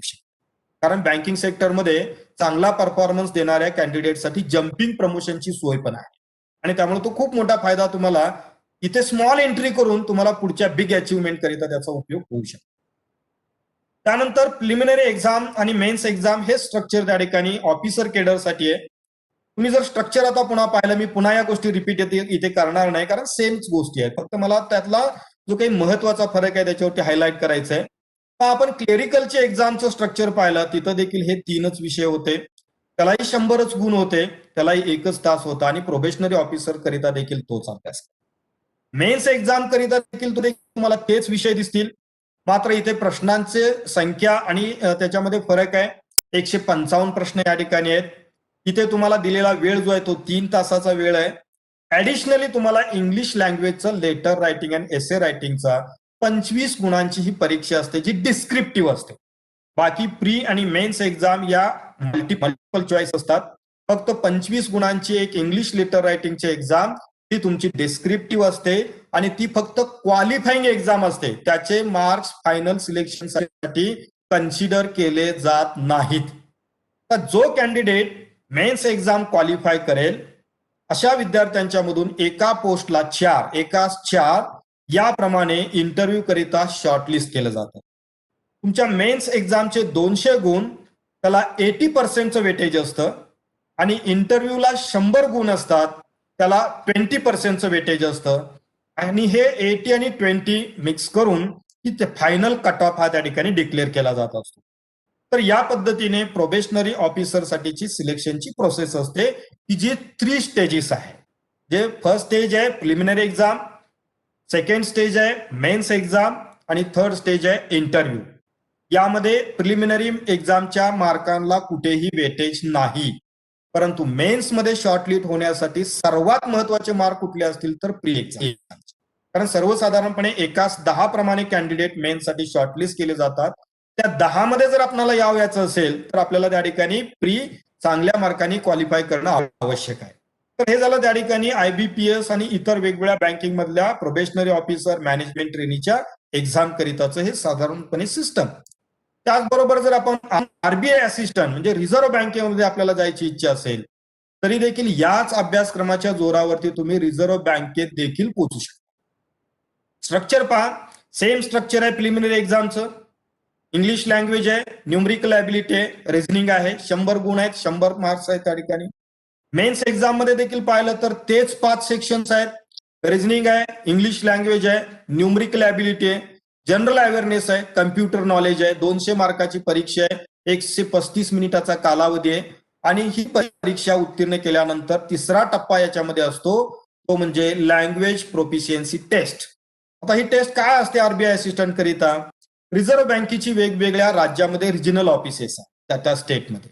तर इथे ज्या राज्यातल्या रिजनल ऑफिसमध्ये आपली नेमणूक होणार आहे त्या राज्यातली मातृभाषा आपणास येते की नाही त्याच्याबाबतची ती एक साधी रायटिंग टेस्ट असते. जर तुम्ही 10वी आणि 12वीला मराठी हा विषय जर तुमचा असेल तर तुमची वेगळी टेस्ट देखील घेतली जात नाही महाराष्ट्रासाठी. इतर राज्यात जाणार असाल तर तुम्हाला त्या राज्याची लँग्वेजची प्रोफिशियन्सी टेस्ट आपल्याला द्यावी लागेल. अर्थात ती क्वालिफाईंग असते, त्याचे मार्क्स फायनल सिलेक्शनसाठी धरले जात नाहीत. फायनल सिलेक्शन हे तुमचं मेन्स एक्झामच्या मेरिटवरतीच होणार आहे. म्हणजे इथेही तुम्हाला लक्षात येईल की IBPS प्रमाणे रिझर्व्ह बँकेतली रिक्रुटमेंट सुद्धा मेन्स एक्झामच्या मार्क्सवरतीच त्या ठिकाणी अवलंबून आणि सेक्शन तेच आहे, फक्त क्वेश्चनची डिफिकल्टी लेवल वेगवेगळी आहे. रिझर्व्ह बँकेचे क्वेश्चन्स थोडेसे IBPS पेक्षा डिफिकल्टी लेवल हायर असते. जे क्लेरिकलला एकदम लोअर, IBPS प्रोबेशनरी ऑफिसरला मॉडरेट आणि RBI असिस्टंट आणि RBI ऑफिसर केडर D यासारख्या पोस्टसाठी थोडीशी लेवल आणखी हायर असते. एवढाच काही तो फरक त्याच्यामध्ये तुम्हाला पाहायला मिळेल. तर हा एक कम्पॅरेटिव्ह चार्ट मुद्दा मी आपल्यासाठी समोर ठेवलेला आहे. इथं जर आपण त्या ठिकाणी पाहिलं तर आपल्या लक्षात येईल पहा की एवढ्या साऱ्या एक्झाम्स आहेत की त्यामध्ये या सर्व एक्झाम करिताचा अभ्यासक्रम सारखाच. IBPS clerk, IBPS PO, IBPS SO म्हणजे specialist officer, state bank of India clerk, state bank of India specialist officer, state bank of India probationary officer, regional rural बँकांच्या मधल्या RRB assistant, RRB officer cadre 1 and 2, scale 1 and 2 त्याला म्हटलं जातं. Private बँकांच्या मधले probationary officer, clerk आणि specialist officer, LIC आणि GIC मधील assistant administrative officer, AAO, assistant development officer आणि असिस्टंट. रिझर्व्ह बँकेमधले असिस्टंट ऑफिसर आणि रिसर्च ऑफिसर, कोऑपरेटिव्ह बँकांच्या मधली क्लेरिकलची रिक्रुटमेंट, मॅनेजरची रिक्रुटमेंट, इवन दो MSCB आणि BSNL मधली रिक्रुटमेंट सुद्धा IBPS द्वारे केली जाते आणि त्याचाही अभ्यासक्रम हा सारखाच असतो, तोच अभ्यासक्रम असतो. फक्त या संपूर्ण परीक्षेमध्ये स्पेशालिस्ट ऑफिसर करिता प्रोफेशनल नॉलेजचा एक वेगळा पेपर त्याच्यामध्ये असतो की जो तुमच्या मुख्य विषयाशी संबंधित असतो. जर आपण IT ऑफिसरची परीक्षा देत असाल तर त्या ठिकाणी आपण काय करू शकता की आपला ITचा हा प्रोफेशनल नॉलेजचा सेक्शन त्याच्यामध्ये असतो. आणखीन एक महत्वाची उत्सुकता सर्व विद्यार्थ्यांच्या मनामध्ये असते की मी BA मराठी केलेलं आहे, मी BA हिस्ट्री केलेलं आहे, मी BSc केमिस्ट्री आहे, मी इंजिनिअरिंग केलेलं आहे, मग मला बँकिंग सेक्टर मधल्या या परीक्षा सोप्या जातील का? तर विद्यार्थी मित्र, या सर्व परीक्षेसाठी बेसिक एलिजिबिलिटी जी असते ती एनी ग्रॅज्युएट असते एक्सेप्ट स्पेशालिस्ट ऑफिसरची पोस्ट. त्याच्यासाठी फक्त त्या ठिकाणी तुम्हाला त्या सेक्टर मधलं स्पेशलायझेशन अपेक्षित असतं. HR ऑफिसरची पोस्ट असेल तर MBA HR, लॉ ऑफिसरची पोस्ट असेल तर LLB LLM. बाकी 90% पोस्ट करिता कोणत्याही शाखेतून पदवीधर झालेला विद्यार्थी अप्लाय करू शकतो. जवळजवळ 90% पोस्ट करिता पदवीच्या मार्कांचा काय अट देखील त्याच्यामध्ये नसते. म्हणजे फर्स्ट क्लास असायला पाहिजे, सेकंड क्लास असायला पाहिजे, ही देखील अट त्याच्यामध्ये अजिबात घालण्यात आलेली नसते. केवळ आपण पदवीधर असणं अत्यंत आवश्यक आहे. क्लेरिकल केडर करिता वयाची अट जी असते ती त्या ठिकाणी मॅक्सिमम असते 28 वर्ष plus SC ST OBC NT करिता जे काही शासनाचे नियम आहेत त्याप्रमाणे 3 वर्ष आणि 5 वर्ष हे ऍप्लिकेबल आहेत. त्याचबरोबर त्या ठिकाणी जर ऑफिसर केडरची एक्झाम आपण देत असाल तर 30 वर्ष हे मॅक्सिमम लिमिट आहे आणि प्लस 3 इयर्स आणि 5 इयर्सचं जे काही एक्सटेन्शन आहे ते त्या रिस्पेक्टिव्ह कॅटेगरीला उपलब्ध आहे, तेही आपण त्या ठिकाणी घेऊ शकता.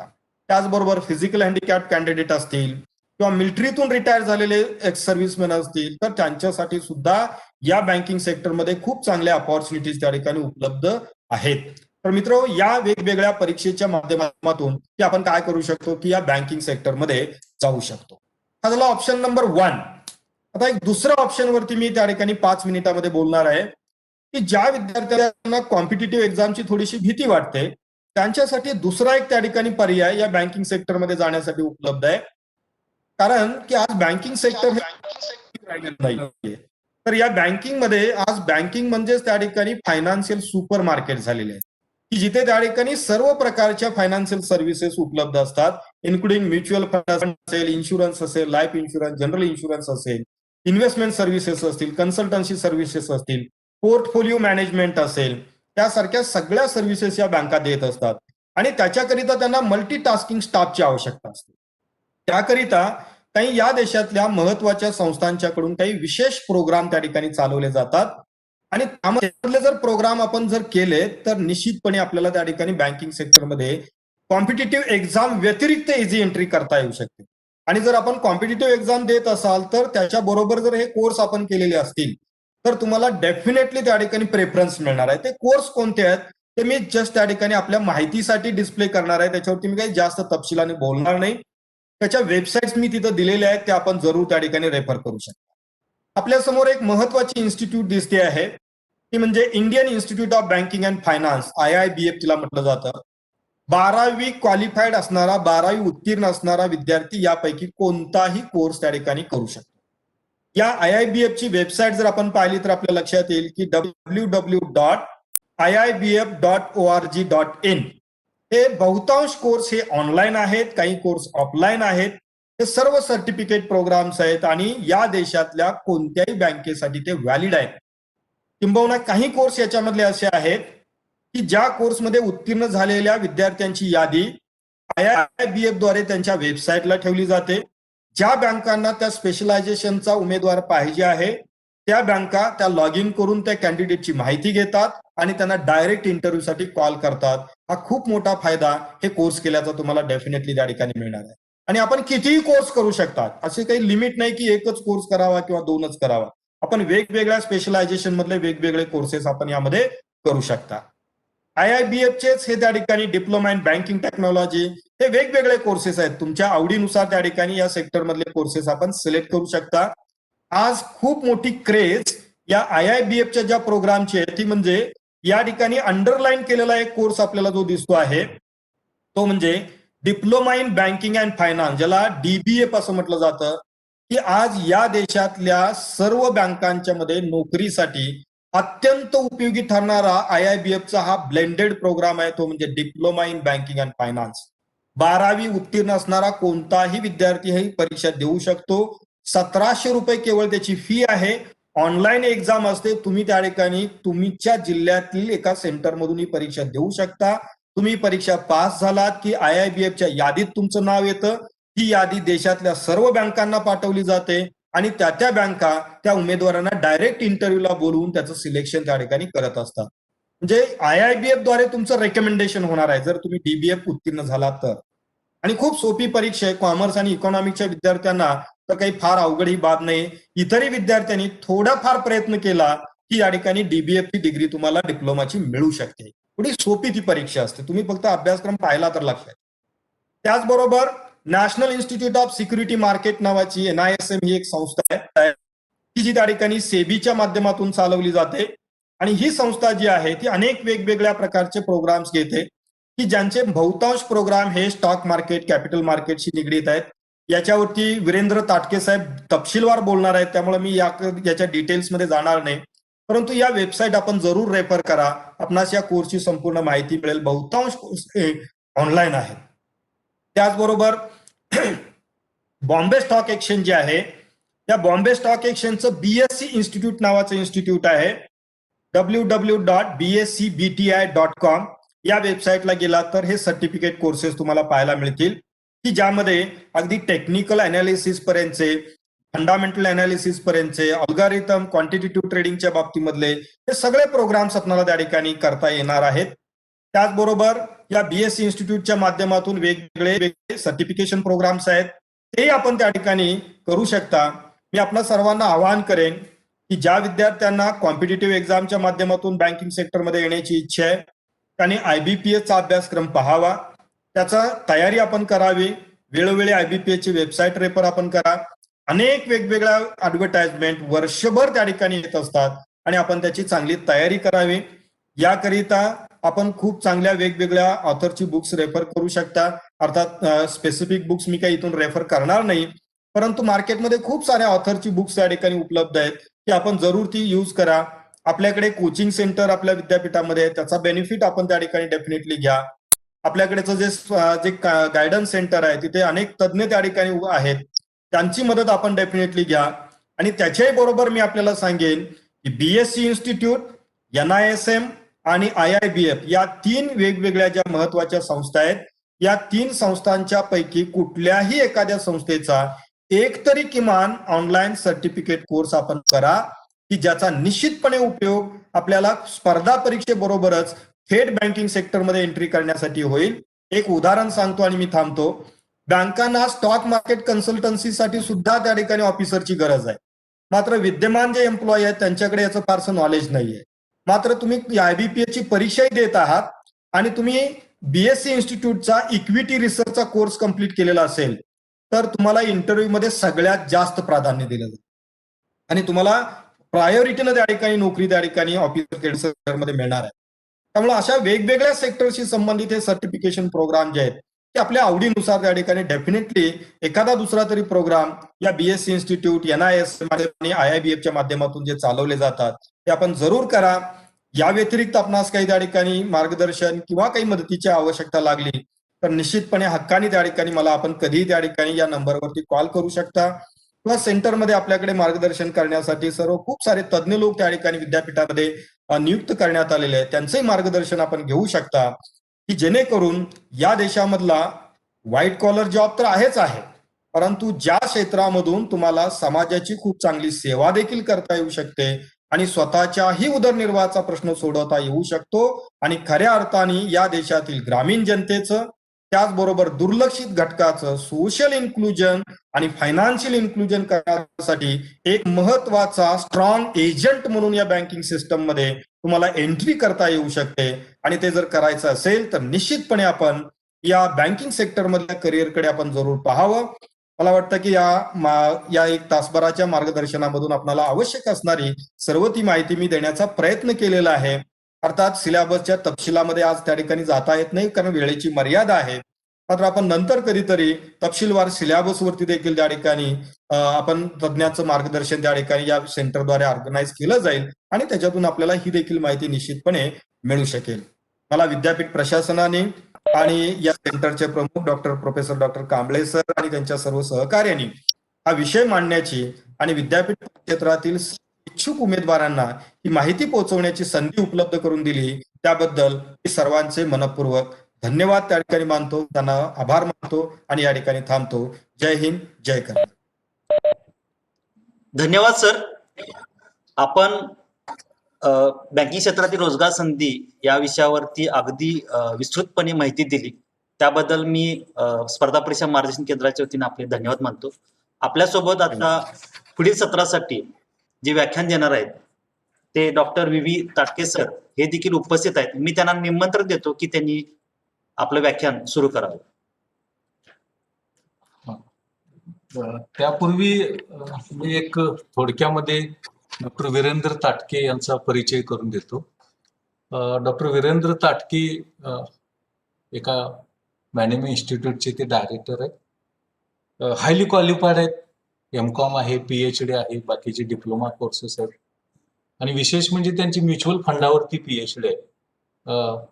फायनान्स सेक्टर, वित्तीय क्षेत्रामधले ते तज्ज्ञ आहेत आणि त्यामुळे आम्हाला असं वाटलं की अजून महत्वाचा पॉइंट म्हणजे DG कॉलेजचे अल्युमनाय आहेत ते आणि आम्ही एकत्र कुठल्या तर मीटिंगच्या निमित्तानं एकत्र आलेलो होतो आणि त्यामुळे आम्हाला असं वाटलं की बँकिंगवरती विजय चांगल्या पद्धतीने मार्गदर्शन करू शकेल, वित्तीय क्षेत्रावरती सुद्धा तो करू शकेल, प्रश्न नाही. पण एक ऍडिशनल वक्ता आम्हाला की जो स्पेशलाइज्ड आहे त्यामध्ये तो असावा म्हणून आम्ही डॉक्टर वीरेंद्र ताटके सरांना बोलवलेला आहे. विद्यापीठाच्या वतीनं स्पर्धा परीक्षा मार्गदर्शन केंद्राच्या वतीनं डॉक्टर वीरेंद्र ताटके यांचं मनापासून मी स्वागत करतो आणि फार परिचयावरती वेळ न घालवता त्यांनी आमच्या सहभागी पार्टिसिपंट्सला मार्गदर्शन करावं अशा प्रकारचं आमंत्रण देतो आणि थांबतो. धन्यवाद. धन्यवाद सर. मी डॉक्टर व्ही ताटके सर यांना विनंती करतो की त्यांनी वित्तीय क्षेत्रातील करिअर संधी या संदर्भात आमच्या विद्यार्थ्यांना मार्गदर्शन करावं. Doctor V Tatke sir.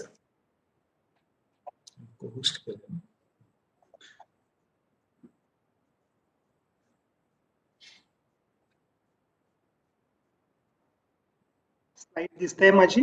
हा, दिसते सर. धन्यवाद कांबळे सर. आणि कुंभार सरांच्या नंतर लेक्चर द्यायचं म्हणजे खरं माझ्यासाठी खूप अवघड गोष्ट आहे की कुंभार सर ह्या विषयामध्ये एवढे तज्ज्ञ आहेत आणि जसं कांबळे सरांनी सुरुवातीला सांगितलं की फेसबुकला दर आठवड्याला त्यांच्या कॉलेजची आपण एक न्यूज बघत असतो, बँकिंगमध्ये प्लेसमेंट असतील किंवा इतर कोणत्या क्षेत्रामधील प्लेसमेंट असतील. आणि कांबळे सरांची माझी ओळख म्हणजे गेल्या वर्षी नॅशनल कॉन्फरन्स DG कॉलेजमध्ये होती. त्यावेळी त्यांचं इकॉनॉमीवर एक भाषण मी ऐकलं होतं आणि बऱ्याच नवीन गोष्टी त्यावेळी मला कळल्या. म्हणजे आम्ही इकॉनॉमिक्स शिकलो होतो कॉमर्सला असताना, परंतु कांबळे सरांनी जे प्रॅक्टिकल त्याच्यामध्ये पॉइंट्स सांगितले होते ते अतिशय उपयोगी होते. आणि ज्यावेळी मला कुंभार सरांनी विचारलं की तुम्ही सेशन घ्याल का, तर मी DG कॉलेजचाच विद्यार्थी आहे सरांनी जसं सांगितलं त्याप्रमाणे. त्यामुळे मला एक सन्मानच आहे की एका विद्यार्थ्याला त्याच्याच कॉलेजमध्ये ज्या विद्यापीठातून मी शिकलो त्या विद्यापीठामध्ये परत मला लेक्चर घ्यायची संधी मिळाली. तर आपण विषयाला सुरुवात करूया. मी छोटंसं प्रेझेंटेशन केलेलं आहे, फार काही स्लाइड्स नाहीयेत. आत्ताच्या सेशनचा तुमचा बदलणे हा आहे. फायनान्स या विषयाकडे बघायचा, माइंडसेट बदलणं हे महत्वाचं आहे की त्यातला सिलेबस वगैरे आपण काही बघणार नाहीये. सिलेबस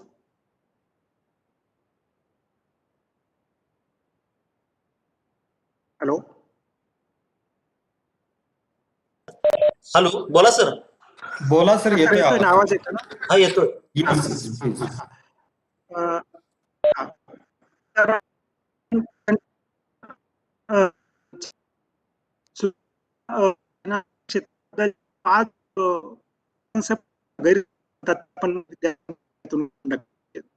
तर मला नाही की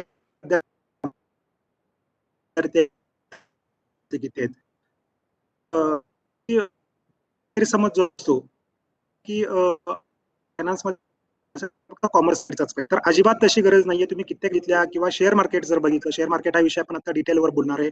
म्युच्युअल फंड्स जर बघितले तर याच्यामध्ये कॉमर्स शाखेपेक्षा इतर शाखेचे विद्यार्थी सुद्धा खूप दिसतात.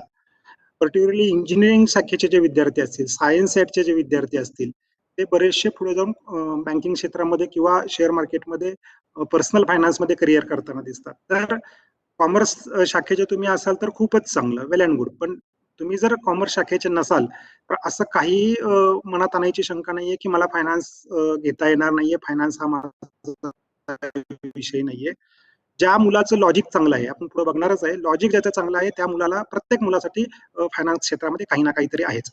दुसरा जो गैरसमज असतो की फायनान्स हे फक्त नंबर्स विषयी असतं, म्हणजे it deals with only numbers. So it's not like that. फायनान्समध्ये इतर पण खूप ऍक्टिव्हिटी येतात. इंटरप्रिटेशन हा जो पार्ट येतो, हा जो पार्ट आहे हा फक्त नंबरशी रिलेटेड नसतो. म्हणजे कॉमर्सच्या मुलांना कदाचित अकाउंटिंगच्या जर्नल एंट्रीज येत असतील किंवा बॅलन्स शीट तयार करायला येत असेल, परंतु त्या बॅलन्स शीटचं इंटरप्रिटेशन करणं हे महत्वाचं आहे. ते ज्या व्यक्तीला येईल, आणि त्यासाठी तुम्ही कॉमर्सचे स्टुडंट असायची गरज नाही. त्यामुळे जर तुम्हाला मॅथमॅटिक्स जर येत नसेल, काही विद्यार्थ्यांचा मॅथमॅटिक्स हा थोडासा नावडता विषय असतो, तरी परत अशा विद्यार्थ्यांनी विचार करायची अजिबात गरज नाहीये की फायनान्स हे माझ्यासाठी क्षेत्र नाहीये.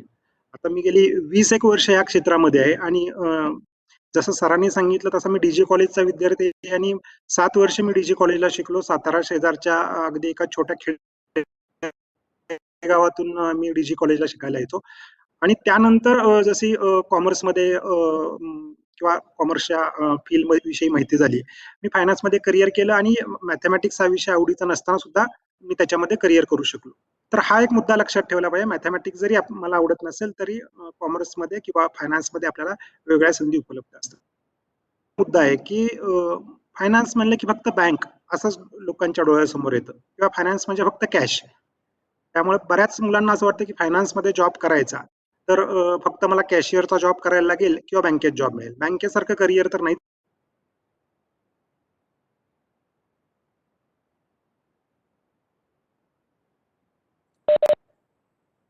हॅलो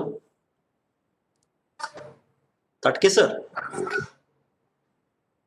सर आवाज जरा कट होतोय तुमचा. हॅलो तटके सर, आवाज कट होतो तुमचा.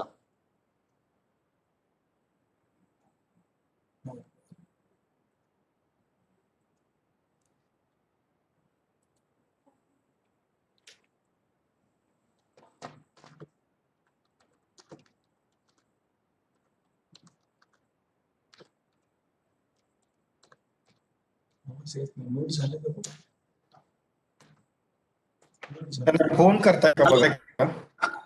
Hello Tatke sir. हॅलो हा सर, सर, आवाज आपला येतो आवाज कट होतोय. मला येतोय आवाज. हॅलो, तुमच्या इकडे येतोय आता सर. येतोय तुमचा हा, आवाज. बोला. आता येतोय तुमचा आवाज. बोला सर. बोला आता, बोला.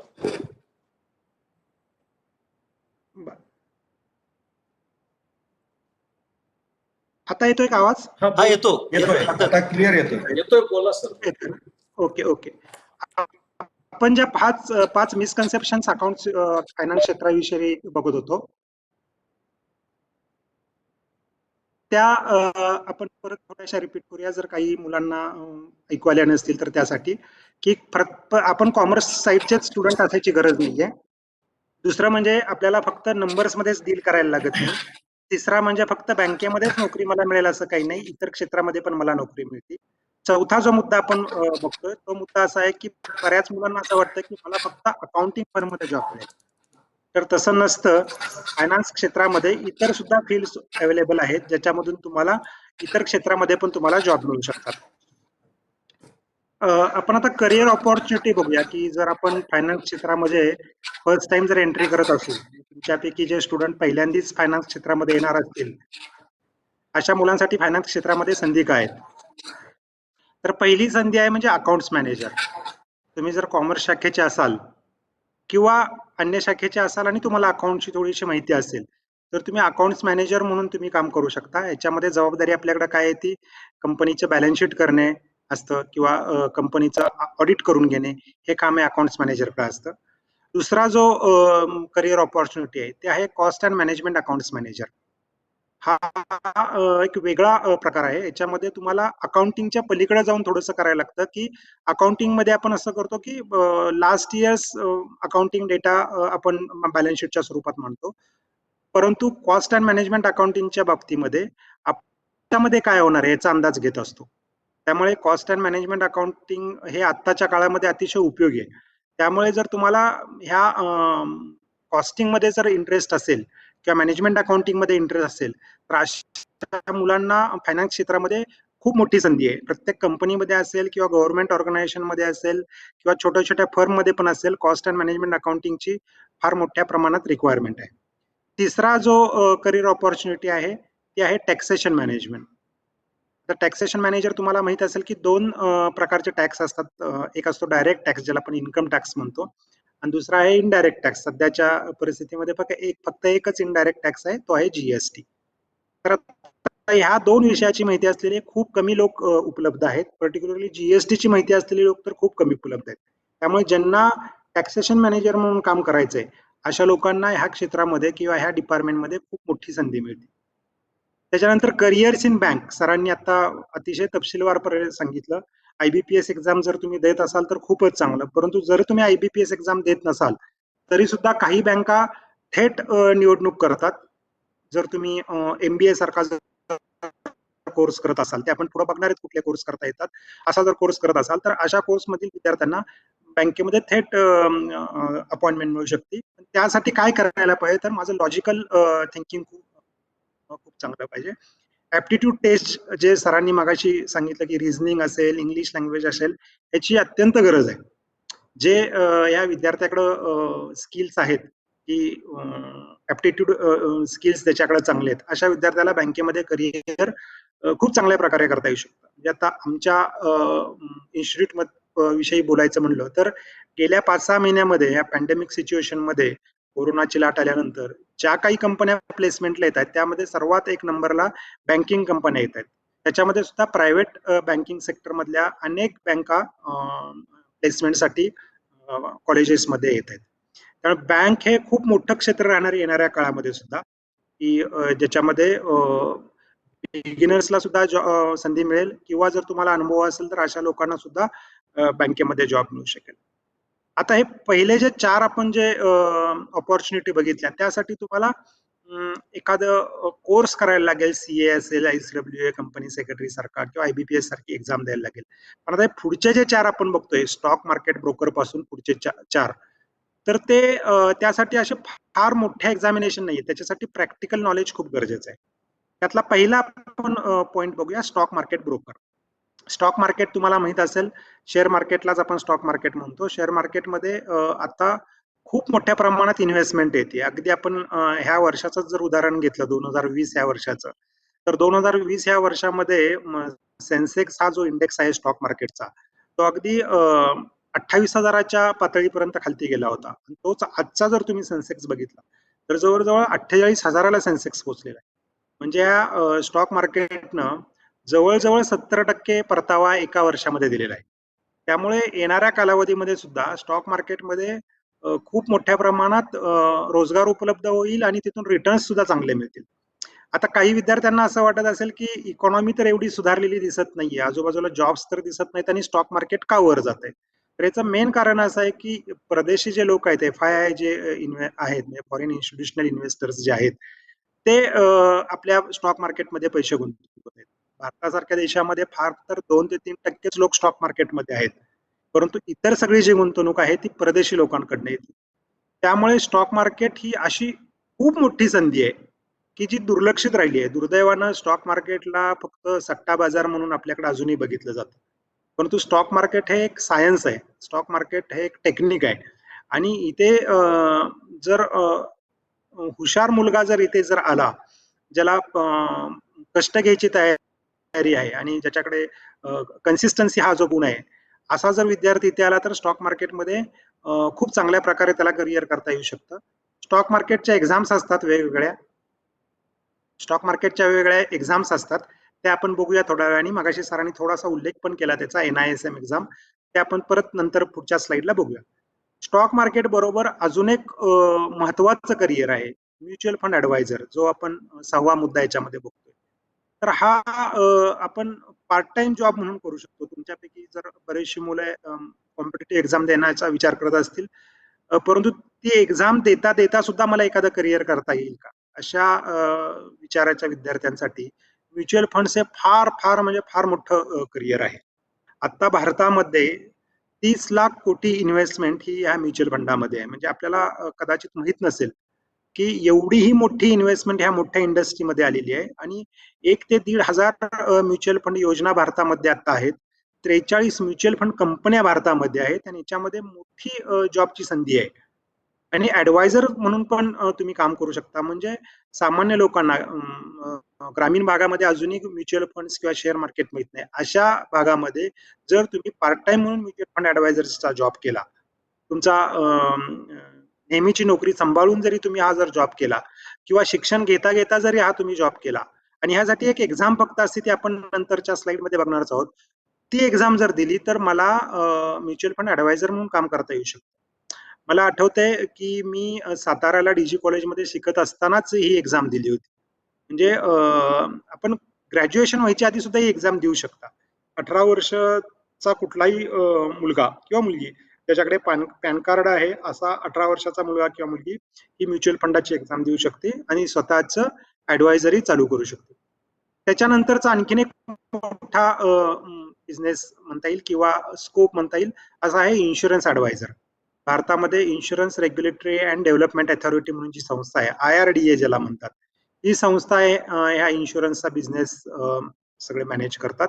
त्यांची जर आपण एक्झाम दिली, त्याची आपण डिटेल थोड्या नंतरच्या स्लाइडमध्ये बघूयाच, तर हा सुद्धा एक मोठा बिझनेस होऊ शकतो. मग ज्या मुलांना म्युच्युअल फंड्स आणि इन्शुरन्स ह्या दोन्हीमध्ये इंटरेस्ट असेल, त्यांना तर मी असं आवाहन करेल की त्यांनी आपलं ग्रॅज्युएशन करता करता किंवा ग्रॅज्युएशन जर झालं असेल तर कॉम्पिटेटिव्ह एक्झाम देता देता किंवा पोस्ट ग्रॅज्युएशन करताना ह्या 6 आणि 7 नंबरच्या ज्या एक्झाम्स आहेत किंवा हे करिअर आहे त्याचा विचार अवश्य करावा. त्याचप्रमाणे 5 नंबरचं जे करिअर आहे स्टॉक मार्केट ब्रोकर, हे सुद्धा करिअर खूप चांगलं आहे. त्याच्या एक्झाम्स असतात, NISM च्या एक्झाम्स असतात, त्या आपण पुढच्या स्लाइडमध्ये बघणार आहोत. तर 5, 6, 7 ह्या ज्या 3 प्रकारचे जे ही 3 करिअर्स आहेत, ही कुठलाही विद्यार्थी ज्याला कॅपिटल मार्केटमध्ये इंटरेस्ट आहे, फायनान्स क्षेत्रामध्ये इंटरेस्ट आहे, असा ह्या क्षेत्रामध्ये ह्या 3 एक्झाम मध्ये देऊन येऊ शकतो. आता ह्याच्या पुढची स्टेप काय आहे, तर तो पॉईंट नंबर 8 आहे की जर तुम्हाला स्टॉक मार्केटची माहिती आहे, ब्रोकरची तुम्ही एक्झाम दिलेली आहे, म्युच्युअल फंड ऍडवायझरची एक्झाम दिलेली आहे, इन्शुरन्स ऍडवायझरीची एक्झाम तुम्ही दिलेली आहे, त्याच्यानंतर तुम्ही पोर्टफोलिओ मॅनेजमेंट सर्व्हिसेस देऊ शकता. म्हणजे काय, लोकांच्या पैशांचं तुम्ही मॅनेजमेंट करू शकता. हा एक मोठ्या प्रमाणात उभरता व्यवसाय आहे शहरांमध्ये, किंवा हळूहळू खेडेगावामध्ये सुद्धा ह्याचा प्रसार होऊ लागलेला आहे की इतरांचे पैसे तुम्ही कमिशन बेसिस वर तुम्ही त्यांना चांगले रिटर्न देऊ शकता. आणि मोठमोठ्या कंपन्यांच्या मध्ये सुद्धा पोर्टफोलिओ मॅनेजर्स म्हणून मोठ्या पोस्ट असतात. परंतु त्यासाठी आधी आपल्याला टप्प्याटप्प्याने जायला लागणार आहे. पहिल्यांदा स्टॉक मार्केटची एक्झाम द्यायला लागेल, म्युच्युअल फंड्स एक्झाम द्यायला लागेल, IRDAचं ट्रेनिंग करायला लागेल इन्शुरन्स ऍडवायझरसाठी, मग आपल्याला पोर्टफोलिओ मॅनेजमेंटची स्वतःची सर्व्हिस चालू करता येईल. आता ह्या ज्या एक्झाम्स असतात 5, 6, 7, 8 आपण म्हणतो, ह्या सगळ्या ऑनलाईन एक्झाम असतात. त्याची परीक्षा फी सुद्धा खूप कमी असते, 2 ते 2,500 फी असते एक्झामिनेशनची. अशा परीक्षा कुठलाही विद्यार्थी आपलं इतर शिक्षण चालू असताना देऊ शकतो. त्यामुळे पहिली जी 4 करिअर्स आहेत, अकाउंट्स मॅनेजर आहे, दुसरं जे cost and management accounts manager आहे, टॅक्सेशन मॅनेजर आहे, आणि करिअर्स इन बँक, हे कसं आहे, थोडंसं लेंदी प्रोसेस आहे याच्यासाठी. परंतु हे 5 ते 8 नंबरचे जे करिअर्स आहेत, ती अगदी सहजासहजी इतर शिक्षण घेताना सुद्धा हे आपल्याला कोर्स करता येऊ शकतात. आता आपण आताची जी करिअर बघितली, त्यासाठी कुठल्या एक्झाम्स आहेत किंवा कुठल्या संस्था त्या कंट्रोल करतात, त्यांची आपण आता माहिती घेऊया. आणि त्यांच्या वेबसाईट आहेत, मी ब्रॅकेटमध्ये त्यांच्या संस्थांची नावं दिलेली आहेत. ज्या विद्यार्थ्यांना इंटरेस्ट असेल ते त्या वेबसाईटला जाऊ शकतात. पहिली एक्झामिनेशन जे आहे किंवा कोर्स आहे तो चार्टर्ड अकाउंटंट. हा तुम्हाला माहितीच असेल, कॉम्पिटेटिव्ह एक्झामिनेशन देता देता कित्येक मुलं CA करतात किंवा उलट CA करताना कॉम्पिटेटिव्ह एक्झामिनेशन देतात. मला आठवते DG कॉलेजला मी ज्यावेळी शिकत होतो त्यावेळी आम्हाला चार्टर्ड अकाउंटंट क्षीरसागर यायचे, विजयकुमार क्षीरसागर. कदाचित कुंभार सर त्यांना ओळखत असतील, तर ते युपीएससी एक्झाम देत होते आणि युपीएससी एक्झाम देतानाच ते सीए पण झाले होते. नंतर त्यांनी सीएची प्रॅक्टिस साताऱ्यामध्ये चालू केली. तर असंही आपण करू शकतो, की असं मला गरजेचं नाहीये, की मी फक्त सीए केलं तर बाकी काही करायचं नाही किंवा कॉम्पिटिटिव्ह एक्झाम केल्या तर मी बाकीचं काही करायची गरज नाही. कुठलाही विद्यार्थी, शक्यतो कॉमर्स शाखेचा, परंतु सायन्स शाखेचा जरी विद्यार्थी असेल, ज्याला 50% मार्क्स आहेत ग्रॅज्युएशनमध्ये, असा हा सीएची एक्झाम देऊ शकतो. त्यासाठी मात्र तुम्हाला आर्टिकलशिप चार्टर्ड अकाउंटंटकडे करायला लागते. 2.5 वर्ष आर्टिकलशिप करायला लागते आणि या 3 स्तरावर एक्झाम घेतल्या जातात: फाउंडेशन, इंटरमिजिएट आणि फायनल.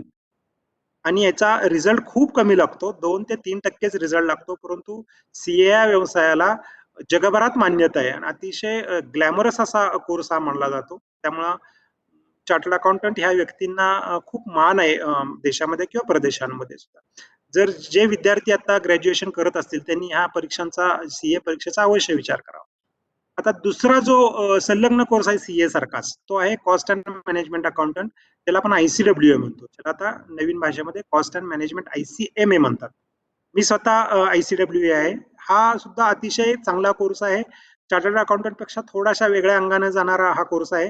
याच्यामध्ये आपण मगाशी म्हणल्याप्रमाणे फक्त फायनान्शियल अकाउंटिंग बघितलं जात नाही, तर मॅनेजमेंट अकाउंटिंग, मोठमोठ्या कंपन्यांच्या मॅनेजमेंटना सल्ला देणारे जे लोक असतात अकाउंटिंगच्या भाषेमध्ये, किंवा येणाऱ्या काळामध्ये काय होणार आहे, आता कोरोना होऊन गेला तर येणाऱ्या काळामध्ये इंडस्ट्रीमध्ये काय सिच्युएशन असेल, त्या सिच्युएशनमध्ये आपल्या पर्टिक्युलर कंपनीची अवस्था काय असेल, हे जे सांगतो, ह्याविषयी ज्याचा अभ्यास असतो, अशा व्यक्तीला कॉस्ट अँड मॅनेजमेंट अकाउंटंट असं म्हणते. ती सुद्धा एक्झाम 3 स्तरावर घेतली जाते: फाउंडेशन, इंटरमिजिएट आणि फायनल.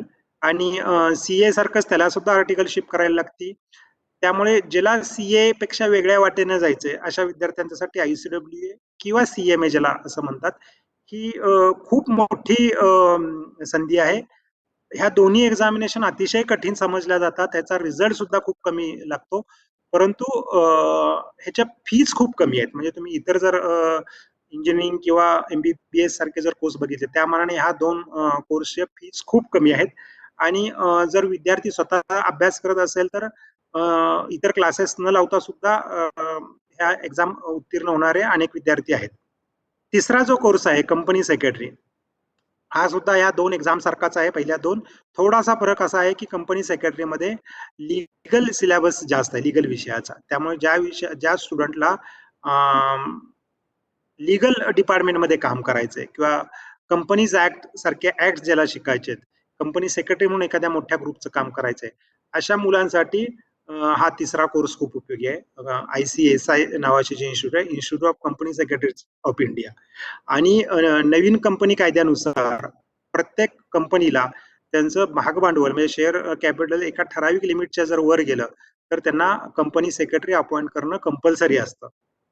त्याचप्रमाणे प्रत्येक कंपनीला चार्टर्ड अकाउंटंटकडनं ऑडिट करून घेणं कंपल्सरी असतं. प्रत्येक ठराविक कंपन्यांना आयसीडब्ल्यूए करून कॉस्ट ऑडिट करून घेणं कंपल्सरी असतं. त्यामुळे ह्या ज्या पहिले जे 3 कोर्स आहेत, हे 3 कोर्स पैकी जर तुम्हाला जर कुठला कोर्स जमला तर खूपच चांगलं. म्हणजे कॉमर्समध्ये येऊन जर हे करिअर जर तुम्ही निवडत असाल किंवा इतर ब्रँचचे जर तुम्ही असाल आणि हा 3 एक्झाम पैकी एखादी जर एक्झाम तुम्ही पास झाला, तर म्हणजे त्याला आपण इंग्रजीमध्ये the sky is the limit असं म्हणता येईल. इतकं करिअर उपलब्ध आहे की अत्यंत मोठ्या प्रमाणात जॉबच्या संधी तुम्हाला उपलब्ध होतील. चौथा जो कोर्स आहे तो सीएफए इन्स्टिट्यूट अलीकडच्या काळामधला आहे, चार्टर्ड फायनान्शियल अनालिसिस ज्याला म्हणतात. तर ही बेंगलोरची संस्था आहे आणि फायनान्स क्षेत्रामधलं कोर फायनान्स ज्याला आपण म्हणतो, की वर्किंग कॅपिटल मॅनेजमेंट असेल किंवा कॅपिटल बजेट असेल किंवा पोर्टफोलिओ मॅनेजमेंट असेल, असे हे जे नवीन विषय जे यायला लागले आहेत, अशा विषयामध्ये ज्यांना संधी करायची आहे, कॉर्पोरेट फायनान्समध्ये ज्यांना करिअर करायचे, अशा मुलांसाठी सीएफए हा कोर्स खूप चांगला आहे. अजून भारतामध्ये त्याचा फारसा प्रसार झालेला नाहीये, परंतु सीएफए लोकांची कंपन्यांना खूप आवश्यकता असते. त्यामुळे ज्या विद्यार्थ्यांना वरील 3 कोर्स जे आपण म्हणले सीए, आयसीडब्ल्यू, सीएस, ह्याशिवाय अजून एखादा कुठला जरी वेगळा कोर्स करायचा असेल तर सीएफए हा कोर्स आहे. आता हे जे 4 कोर्स आपण बघितले, हे 4 कोर्स थोडेसे लॉंग टर्म आहेत. आपल्याला जर शॉर्ट टर्म कोर्स जर कुठले बघायचे असतील तर 5वा कोर्स आहे सीएफपी, सर्टिफाईड फायनान्शियल प्लॅनर. हा 1 ते 1.5 वर्षाचा कोर्स असतो. त्या मानाने सिलेबस सोपा असतो आणि पोर्टफोलिओ मॅनेजमेंट सर्व्हिसेस, मागाशी आपण जी करिअर संधी बघितली, ज्यांना करायचंय अशा मुलांसाठी CFP हा खूप चांगला पर्याय होऊ शकतो. म्युच्युअल फंड 6व्या नंबरचं कोर्स बघतोय आपण. एमपी जी संस्था आहे ब्रॅकेटमध्ये दिले बघा, association of mutual funds in India, त्याचा शॉर्ट फॉर्म आहे एमपी. यांची जी एक्झाम देतात ते म्युच्युअल फंडाचे ऍडवायझर्स होऊ शकतात. त्यामुळे ज्या विद्यार्थ्यांना म्युच्युअल फंडाच्या करिअरमध्ये इंटरेस्ट असेल त्यांनी एमपी इंडिया नावाची जी वेबसाईट आहे किंवा तुम्ही गुगलला जाऊन फक्त एमपी एक्झामिनेशन टाईप केलं तर तुम्हाला त्या एक्झामिनेशनचे डिटेल्स मिळू शकतील. 7वी जी एक्झाम आहे ती आहे NISM, national institute of security market. मग थोडासा उल्लेख केला कुंभार सरांनी. या 20 प्रकारच्या एक्झाम्स आहेत. आपल्याला आश्चर्य वाटेल परंतु हे एक्झामिनेशन सेंटर वेगवेगळ्या 20 प्रकारच्या एक्झामिनेशन्स घेतात. त्याच्यामध्ये कॅपिटल मार्केट असेल, टेक्निकल अनालिसिस असेल, डेरिव्हेटिव्ह मार्केट असेल, कमोडिटी मार्केट असेल, करन्सी मार्केट असेल किंवा म्युच्युअल फंड्स असेल, ह्या सगळ्या वेगवेगळ्या प्रकारच्या एक्झाम्स NISM घेत असतात. त्यामुळे ज्या विद्यार्थ्याला एखाद्याला कमोडिटी मार्केटमध्येच इंटरेस्ट आहे तर he can directly go for commodity market examination. सगळ्याच्या सगळ्या 20 एक्झामिनेशन पास व्हायची गरज नसते. आपल्या स्पेशलायझेशन नुसार ती एक्झाम आपल्याला देता येऊ शकते. म्युच्युअल फंड आणि स्टॉक मार्केटच्या ज्या एक्झाम आहेत 6 आणि 7 नंबरच्या आपण आता ज्या बघतोय त्याच्यामध्ये वैशिष्ट्य असं आहे की ह्या एक्झाम फक्त 3च वर्ष व्हॅलिड असतात. म्हणजे काय एक्झाम आपण दिली की आपल्याला 3 वर्षानंतर ती परत एक्झाम द्यावी लागते. ते जे सर्टिफिकेट आपल्याला मिळतं ते फक्त 3 वर्षासाठीच व्हॅलिड असतं. त्यामुळं दर 3 वर्षानंतर आपल्याला एक्झाम देता आली पाहिजे. हा अतिशय खूप लक्षात घेण्यासारखा मुद्दा. इतर ज्या आपण क्वालिफिकेशन्स घेतो ते आपण एकदा एक्झाम दिली की नंतर कायमस्वरूपी आयुष्यभर आपल्याकडे ती डिग्री राहते. परंतु NISMच्या ज्या एक्झामिनेशन आहेत त्या दर 3 वर्षानंतर विद्यार्थ्याला द्याव्या लागतात. याचा फायदा असा होतो की ह्या क्षेत्रामध्ये कॉम्पिटिशन खूप कमी आहे. कारण का 3 वर्षानंतर एक्झामिनेशन देत राहणं ह्यासाठी जी कन्सिस्टन्सी लागते, नियमितता किंवा पेशन्स जे विद्यार्थ्याकडे लागतात ते फार कमी विद्यार्थ्यांकडे असतात. त्यामुळे ज्या विद्यार्थ्याकडे पेशन्स आहेत अशा विद्यार्थ्याला ह्या एक्झामिनेशन चांगल्या आहेत. 8वं जे कोर्स आहे तो आपण IRDA मगाशी थोडासा उल्लेख केला की इन्शुरन्स रेग्युलेटरी डेव्हलपमेंट अथॉरिटी आहे. हे इन्शुरन्सच्या ज्या काही कंपन्या आहेत त्या सर्व इन्शुरन्स कंपन्यांच्या, आपल्याला फक्त LIC फक्त इन्शुरन्स कंपनी माहित असते, परंतु अशा भारतामध्ये अनेक मोठ्या इन्शुरन्स कंपन्या आहेत ज्या ह्या क्षेत्रामध्ये कार्यरत आहेत. त्या क्षेत्रामध्ये जर यायचं असेल तर आपल्याला IRDची एक्झाम देता येते. त्यांचं ट्रेनिंग सेंटर असतं, त्याच्यामध्ये आपल्याला ऑनलाईन ट्रेनिंग घेता येतं. आणि यासाठी शेवटचा जो कोर्स आहे 9वा आपण जो म्हणतो तो आहे MBA इन फायनान्स. ज्या विद्यार्थ्याला शक्य आहे त्यांनी CET एक्झाम जर दिली महाराष्ट्र शासनाची जी असते MBA साठी, तर ती एक्झामिनेशन दिली असेल तर आपल्याला फायनान्स ह्या विषयात स्पेशलायझेशन करून MBA आपल्याला करता येऊ शकतं. आणि जर आपण MBA इन फायनान्स केलं तर मगाशी उल्लेख केल्याप्रमाणे अनेक प्रायव्हेट क्षेत्रामधल्या बँका डायरेक्ट प्लेसमेंट तुम्हाला देऊ शकतात. त्यामुळे ज्या विद्यार्थ्यांना CA, ICWA, कंपनी सेक्रेटरी किंवा CFA यासारखे अवघड कोर्स किंवा लेंदी कोर्स जमणार नाहीत, यांनी 5, 6, 7, 8 नंबरचा विचार करावा की छोटे कोर्सेस आहेत, खर्च कमी आहे, सिलेबस कमी आहे आणि पार्ट टाइम जॉब करता येऊ शकतो. ज्यांना फुल टाइम युनिव्हर्सिटीचा कोर्स करायचा आहे अशा मुलांसाठी 9 नंबरचा कोर्स आहे MBA इन फायनान्स. याविषयी अधिक माहिती जर पाहिजे असेल तर माझा नंबर सरांकडे मी दिलेलाच आहे. त्या नंबरवर कधीही कुणी फोन करू शकतो आणि याविषयी माहिती घेऊ शकतो. आता आपण शेवटचे 1-2 मुद्दे बघूया आणि नंतर थांबूया. मला हे एक्झाम दिल्यानंतर स्किल सेट माझ्याकडे कोणते असले पाहिजेत? तर सर्वात महत्वाचा स्किल सेट आहे म्हणजे माझ्याकडे गुण कुठले असले पाहिजे? तर पहिला आहे कन्सिस्टन्सी. नियमितपणा अतिशय गरजेचा आहे. हा ऍक्च्युली कुठल्याही क्षेत्रामध्ये लागतो, परंतु फायनान्स क्षेत्रामध्ये कन्सिस्टन्सी जास्त लागते. कारण का तुम्हाला रेग्युलरली तुम्हाला फॉलोअप घ्यावा लागतो, बॅलन्स शीट रेग्युलर करायला लागतात, profit and loss account regular करायला लागतं, परसिव्हरन्स लागतो, पाठपुरावा तुम्हाला करायला लागतो, कित्येक गोष्टीचा टॅक्सेशन सारख्या मॅटरमध्ये तुम्हाला पाठपुरावा करायला लागतो.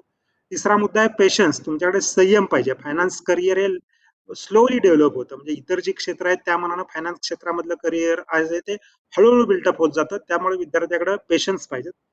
लॉजिकल थिंकिंग, मागाशी जो मुद्दा आपण बोललो की ऍप्टिट्यूड एक्झामिनेशन ज्यांना द्यायला जमतात, ऍप्टिट्यूड स्किल ज्याची चांगली आहेत अशा मुलासाठी फायनान्स क्षेत्र हे खूप चांगलं आहे. कारण का सिलेक्शन करताना लॉजिकल एक्झामिनेशन, ऍप्टिट्यूड एक्झामिनेशन प्रत्येक मुलाला द्यावे लागतात. आणि शेवटचा मुद्दा हा कदाचित तुम्हाला आश्चर्य वाटेल, परंतु knowledge of regional local language. जर तुम्ही मराठी बोलत असाल किंवा मराठी भागामध्ये राहत असाल तर तुम्हाला मराठीचं चांगलं ज्ञान असलं पाहिजे. इंग्रजीचं तर ज्ञान पाहिजेच, कारण का तुम्हाला ग्लोबल लँग्वेज म्हणतात इंग्रजीला, त्यामुळे इंग्रजीचं ज्ञान पाहिजेच.